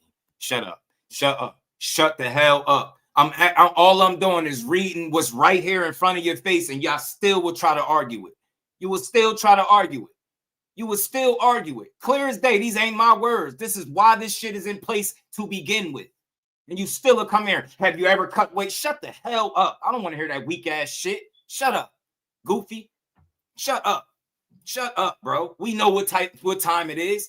Guys enjoy having significant weight advantages on fight night to be comfortable. Shut up. You probably soft and you probably a fan of that shit. You're probably a fan of guys fighting free for all. Might as well start letting middleweights fight welterweights and shit like that then. We might as well start doing that. Get the hell out of here. I know what I'm talking about. You talking about a guy in specific whose dad said he can be fighting at 154 pounds. Shut up. Don't tell me he ain't killing himself. How many people do you know move up a weight class and it's still hard for them to make weight there? The dude was behind the 8 ball, multiple weight classes. And I know so because his father said it. His father said it. Now argue with Bill Haney. Don't argue with me. Argue with Bill Haney. You goofy dudes, I'm way too logical for you super fans. Y'all cool with whatever your fighters say. I kept it a buck. Shakur, you spoke about rehydration clauses before. He had a different tune when it was about Tank as opposed to when it was him. I spoke on it. But again, when you're talking about fighting outside of your weight class, you're going to hear things like rehydration clause because you know guys be trying to do what? Weight bully. Yo, it says it prevents a weight bully scenario, bro. Hold on, bro. Hold on. Somebody might be lost. Hold on. Let me call. Somebody need me to call him a lift real quick. Let me call his lift. Let me call dude a lift. You know what I'm saying? I don't want to steal somebody else's shit. Let me call you a lift, bro. Let me call you a lift. There you go. Packed up. You good? You good, Noah? Now go build the ark, Noah. Go build the ark, fam. Go build the ark. Go build the ark. You know what I'm saying? With a name like that. Shouldn't you be building arks? Ain't they on your ass for telling them people was flooding? Get your ass out of here, man. Get up out of here, man. Walk around at the weight. Hey, bro, shout out to Charlie. That's an excellent point. It's an excellent point. It's an excellent point. And I'm a piggyback off that a bit. Shout out to Charlie. So I feel Bud Jump wasn't legit because he walk around at the weight he fought Canelo at. People act like he went up pound by pound. Look, walking around at a weight and fighting at a weight is two different things, right? One could assume, right? You get what I'm saying? You walk around at that weight. Is he in shape at that weight that you felt like he walked around at? Right? So I think his weight jump was legit. I think he did it the right way. Has he ever fought at 168 pounds? Has he ever fought at 160 before fighting Canelo? He did it the right way. He did it the right way. You're kind of, you're making it something that is not. You saying he didn't do it pound by pound. Like, what did that even mean? Like, you dropped the weight and you jumped up 2 weight classes and you fought in a weight class that you never fought in before. I think that's as legit as they come, bro. I get the point you making, saying, oh, he walk around at a certain weight, but walking around at a weight and fighting at a weight, I think is different. You know what I'm saying? I think you get me. So, and that's the thing too. On top of that, you've seen him be a bit heavy, right? But that's not him in the best shape. You get what I'm saying? He was in tip-top shape for that fight, though. I'll tell you that. So I think he did it the right way. You know what I'm saying? Light skin business. What it do, my guy? How you feeling? So look, that's the problem with y'all. I don't mind the difference of opinion, but once you come in here with the insult because you don't like what I'm saying, you could speak your piece, bro. You can even click the link and come up here and be like, yo, Just, this is how I see it. But once you insult me because I got a different opinion than yours, you out of here, bro. I don't even care to talk to you. That's weird. You know what I'm saying? I'm saying what I'm saying. And this is the crazy part. I'm basing this shit off me pulling this shit up, having it right in your face about why they use a rehydration clause, why even use one. And people will still rewrite it and make it out to be what they want it to be. Oh, it's a dehydration clause. It's to weaken the fighter. It's to do this. Think about it. You can't be weakened as a fighter if you're fucking fighting in the weight class where you belong at in the first place. Tell me I'm lying. You can't be weakened fighting where you belong. When you say that oh, the clause is going to weaken the fighter, you just telling me you're indirectly admitting to me that you know that guy that you're rooting for could be fighting a weight class higher. Because that's why you talking about shit like being weakened. He's not being weakened. He being kept honest. They like, yo, to me, a rehydration clause is like saying, bro, don't make 140 pounds if you're going to be weighing close to 168 pounds on fight night. That's what that's saying to me. That's what those clauses are for. Don't be a guy fighting at whatever weight. It could be 154 and you're really 175, 180 or something like that. That's what that says to me. You know what I'm saying? That's for those guys so you can't cheat the system to me. That's all it says. Clear as day. Clear as day. I get you, Charlie. Shout out to you, fam. It's all good. Like, we build over here. It's all good, man. You ain't say nothing wrong. Shout out to you, fam. But I just wanted to expand on that a little bit, man. That's just my spill on it. I don't really think it's a big deal. It's a matter of what kind of, concessions you want to make. How bad do you want to fight? How much do you want a title in your 5th division? And those are, you know what I'm saying? Shout out to Charlie. Those are the questions that Shakur has to ask as a fighter, right? You know what I mean? What is it going to take for me to get this fight? And what am I willing to do to get this fight? Like, how bad do I want it, right? Am I willing to do anything and everything to get it? Or do I feel like he's going to have to meet me in the middle somewhere? And I think that's where the problem is going to come in at. And I think because of Devin being a bigger kid, just naturally, and staying put at 35, obviously 3 fights too long, maybe even 4. I can understand his positioning as well as not wanting to do a rehydration clause and not wanting to come back down, not wanting to do a catch weight and all that stuff. I can understand it. That's the thing. Most people will have this conversation and they'll lean and make one guy right versus the other. Shakur not right if he wants it to be a certain way. That's his side, right? That's why you negotiate, right? Devin Haney has evidence to back that he might have outgrown 140 or 147 is where he need to be at. He said he felt a lot more comfortable. So why would you then want to put yourself at any kind of disadvantage if you just got the 47 and you feel like you good? So when he say, nah, man, no, I don't need no clauses, man. You want to fight me? Come up here and get this title. I understand that. I respect it. I get it. I'm not knocking him, but I get mad at the fans for making it seem like somebody mentioning a rehydration clause is not more of a, I want to say, a safety precaution more than somebody being scared. And that's what it is, because it's like, I said this before, Will y'all ask Devin Haney to move right now from 147 to 54 and fight Boots? Would you ask him to do that right now? Because, again, that's what Shakur did. When it moved up, fought one of the best absolute guys there. You go move up and fight Boots. That'd be fighting one of the absolute best guys there. Would you ask Devin Haney to move up to 54 where his dad said they could be fighting at right now and go fight one of them 54-pounders? You probably wouldn't want to see that, right? Because you'll feel like Devin be giving up something. Or better yet, being 5 weight classes. So y'all want to see Devin at 160 fighting 160-pounders? You know why you wouldn't want to see that right now? Because you feel like he would be giving shit up. And that's the same thing with any other fighter. I feel like all these guys want advantages. They want little edges where they can get it, right? It's just what it is. It's boxing, bro. And nobody wants to give up everything, especially when you put in your work, you accomplished. You're like, bro, man, you need me too. Think about it. Hey, think about it, y'all. Who said Shakur and Devin Haney was the biggest fight in boxing? Was it Shakur or Devin? Was it Shakur or Devin that said that was the biggest fight in boxing? So with that being the case, with him saying it, what is he willing to do to make the biggest fight in boxing? Because he said it. He tweeted it. What is he willing to do? Oh, nothing? The fight got to be brought to you? That's why I say it got to be all on your terms. It's going to be a bit of a stalemate there. It got to be give and take. I think when you as accomplished as both guys are, it got to be give and take. And if dudes are not willing to do so, then I don't know what to say. You know what I mean? It's going to be really tough to see the fight. If Shakur is dead set on the rehydration clause, you know what I'm saying? Which I hope he not, man, because I'm telling you, I really think that could be a special fight for boxing. I do. And because these dudes continue to win throughout the years and they find themselves in multiple divisions and then, shit, you end up in another division with each other, shit, you be cooking with grease, man. But it's a risky fight if you core because at that point, you go up to 47. I think 35 is out the picture. I think 35 is a thing of the past. Lightweight is a thing of the past, I think, if you go way to 47. So I'm very reasonable and logical when I had this conversation, bro. I could understand both guys' position, and it's up to them as fighters and teams to negotiate.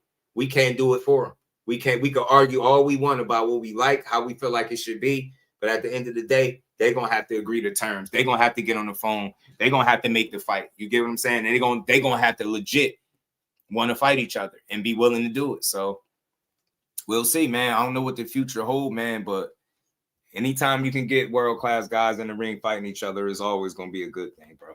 Always.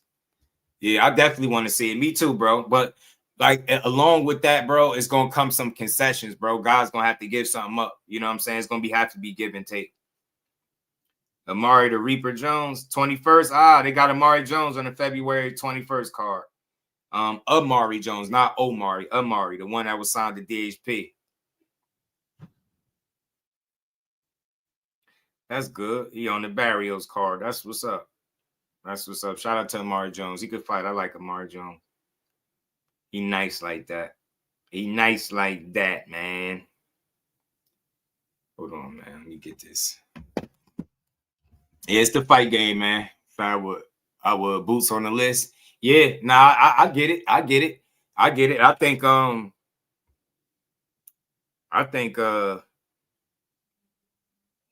like the real fans of him will ask for him to do it, but most people wouldn't ask for him to do that right now, is what I'm saying. So, and think about it, even past Boots, right?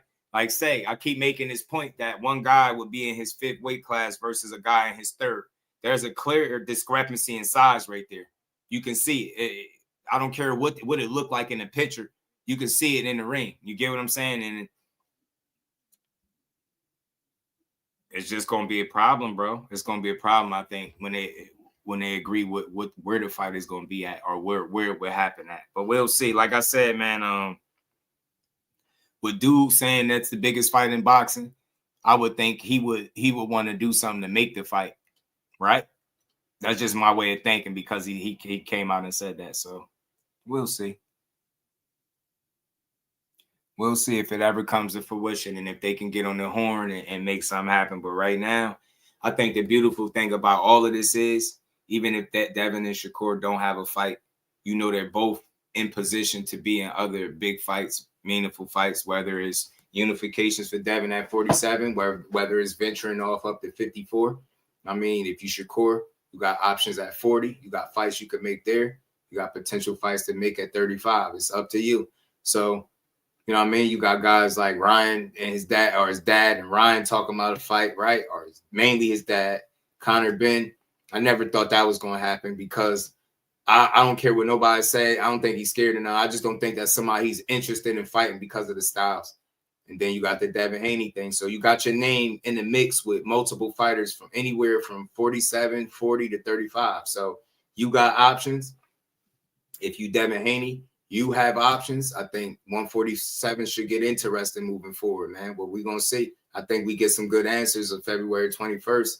And that fight could have an impact on how the rest of 47 shape out from this point on. So we'll see. We'll see. We're going to keep building, though, man. But y'all make sure y'all hit the like button, man. You say you think Tank Duggan Shakur from Baltimore. So I'm Tank biased. I feel like the business side, Tank say he don't sell, and the fighter side, saying Shakur, he'll beat Tank. Tank know that. Nah, Tank ain't ducking no Shakur. Like, the problem is in boxing, we see fights that we feel like as fight fans should be made, and we know that's one. We know that fight is already made. If they told you that was the next fight for both of those dudes, it'd be sold out. Everybody would buy it. So, nah, Tank ain't ducking them. I think the only thing where you really could criticize is say he hasn't prioritized the big fights. You can say that, but I think a lot of that would be due to how he was promoted, how he was marketed, and how he's moved. I don't think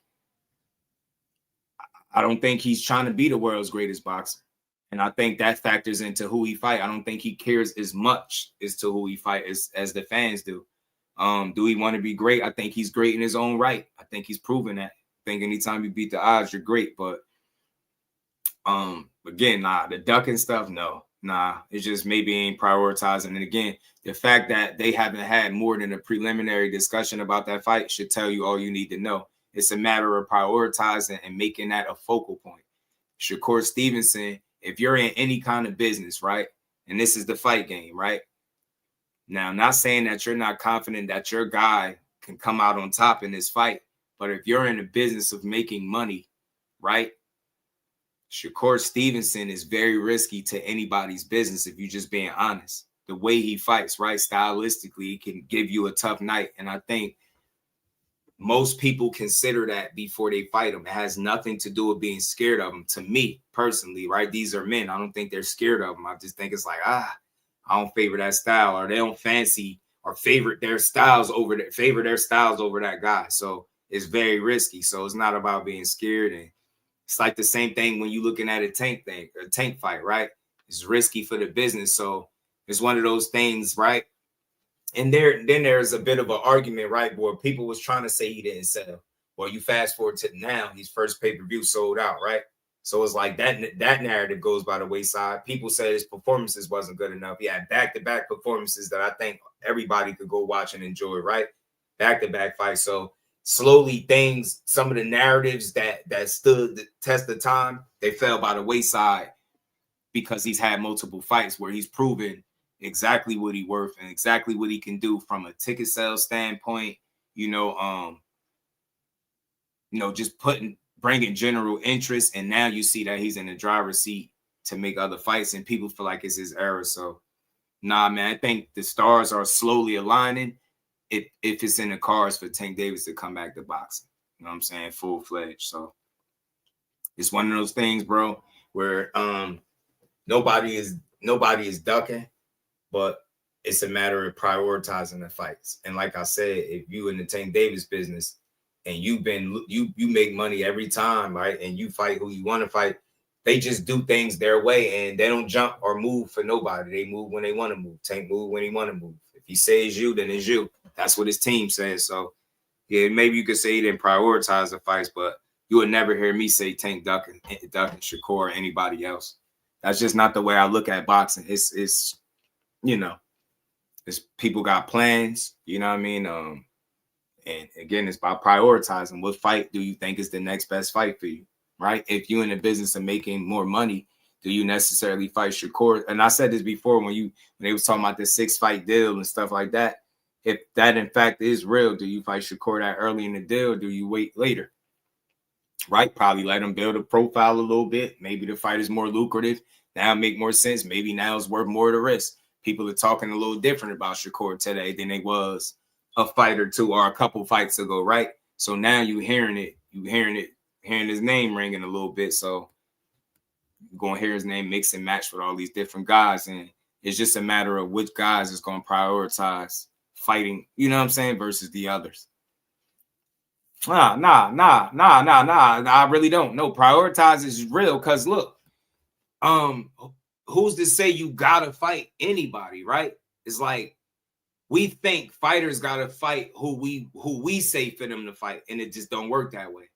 And I think the more people realize that, the more they'll stop bumping their head on the wall every time you don't see a fight that you thought was next or you thought should have been next. These dudes gonna do what makes the most sense for their business. And like I said, Shakur Stevenson as a fighter is stylistically is risky for a lot of these guys' business. That's why you're seeing guys elect and choose not to fight him, in my opinion. DJ said, Tank not going nowhere near Shakur. Devin. Yeah, man, Devin might be a the publicity thing was always false though, because let me tell you why, bro. If you talking about core with the publicity, think about how many fighters that Tank fought that Shakur is more popular than and more known than, more accomplished, better than, you name it, right? Think about it. You know what I mean? You could say Ryan with the following, okay? You know what I'm saying? But just think about the rest of them. You get what I'm saying? Like none of them other dudes sold more tickets than Shakur. None of them. None of them. Only one you can go off the top with, you could say with Ryan because he did that fight with him and Tank. But as far as like interest-wise and being able to sell tickets, he's always been able to do that. But people, because it hasn't been on a pay-per-view level or it hasn't been on like the face of boxing level, it's been undermined and downplayed. But if you really start to do your homework and research on how often guys sell out venues and stuff, and then you see what his numbers is compared to what the average is, you'll see how it that always been a false narrative about, like, far as him not having publicity or ticket sales and not being able to sell tickets, put asses in seats. It's always been a fabricated. It's always been, always. Like, and you can look it up and you can see it. You can be like, damn. And you really go look and you see how many fighters that he actually do better numbers than when it comes to not only just selling the tickets, putting the asses in the seats, the viewership on free TV, right? He's on Top Rank, had the most viewed fight of the year. So he's always had people interested in watching him. They've always known who he was. You know what I'm saying? He had a top 3, top 5, most anticipated pro debut. So people always knew who he was. But I think you're comfortable with some of these excuses being thrown out there if you taking your time getting to that fight anyway. You want people to probably say, oh, he ain't good enough, or he can't beat him, or he ain't ready, or he ain't that. What you mean too? Thanks for clearing. Nah, shout out to you, fam. Shout out to Brendan, man. It's all good. All love, man. Over here, bro, I try to do my best, bro. I don't try. I do. I support all these fighters. Win, lose, or draw. All of them. They feel about Bud retiring. It's a short building, so they can make excuses. He said, what'd you feel about Bud retiring? I feel like Bud retiring is spot on. He retired from a sport that didn't fully appreciate him. You seen it. They tried to tear him down all the way to the bitter end, all the way to the sanctioning bodies, him not deciding to pay them and retiring.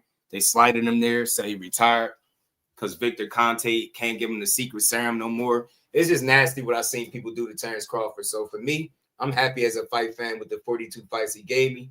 I watched him very, very early in his career, very, very early, when he used to have a little twist and stuff in his head. You know what I'm saying? When he was fighting outside. You know what I'm saying? When he had the plain trunks, I think way before he had the Terence Bud Crawford logo, all that stuff. Like, I've been watching that dude for a long time. So I'm content with what I've seen from Crawford, what he's given me as a fight fan. And I'm glad to see him retire because I think only a hater of the sport would not give that man his credit right now and his flowers. It'd be weird. 5 division champion, 3 divisions undisputed, beat everybody, never had a close fight.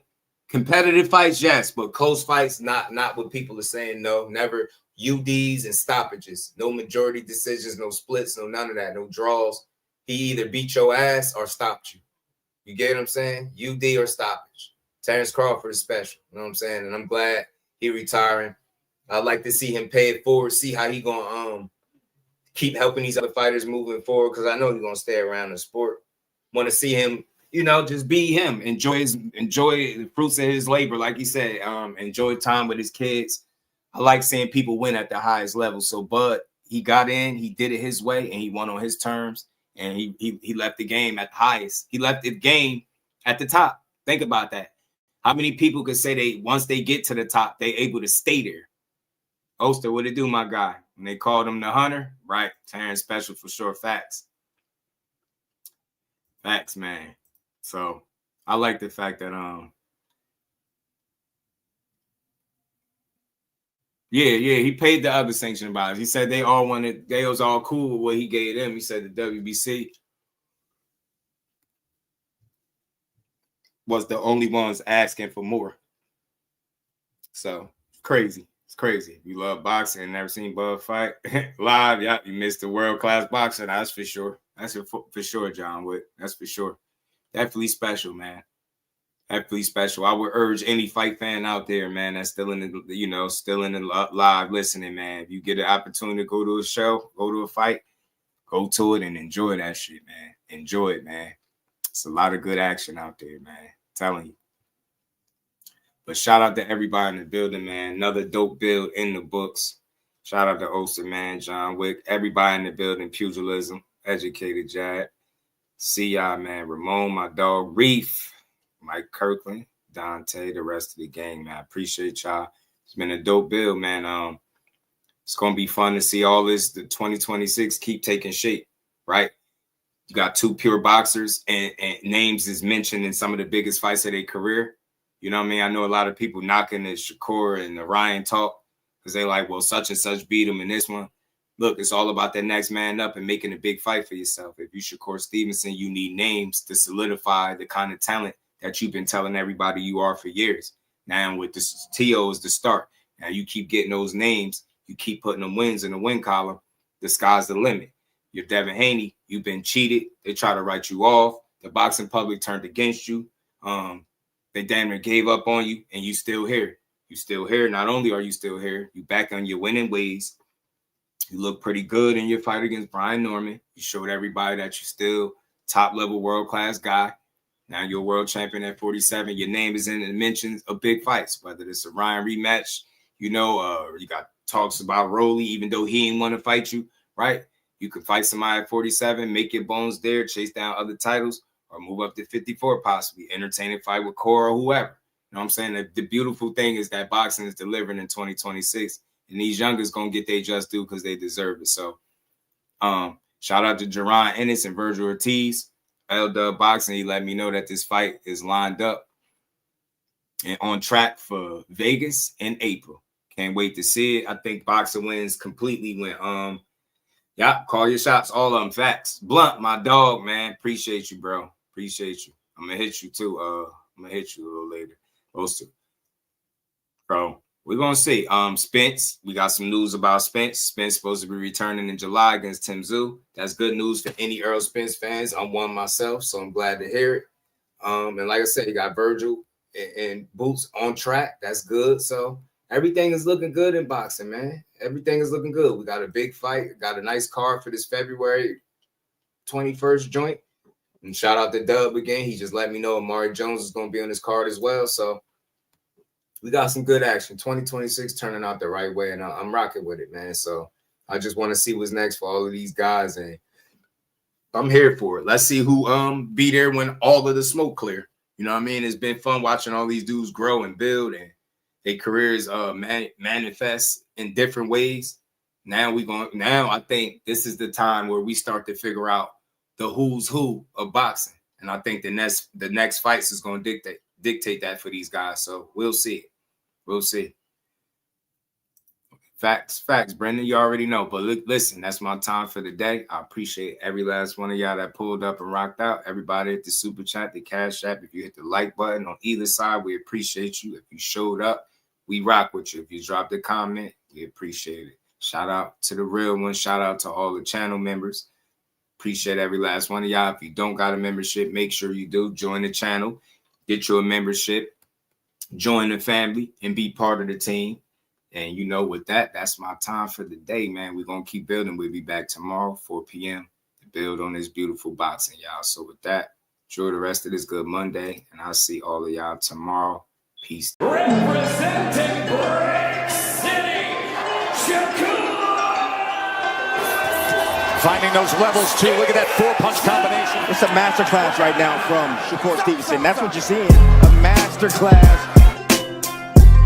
And Shakur meeting him with a straight left hand. Oh, there's a knockdown scored with the left hand.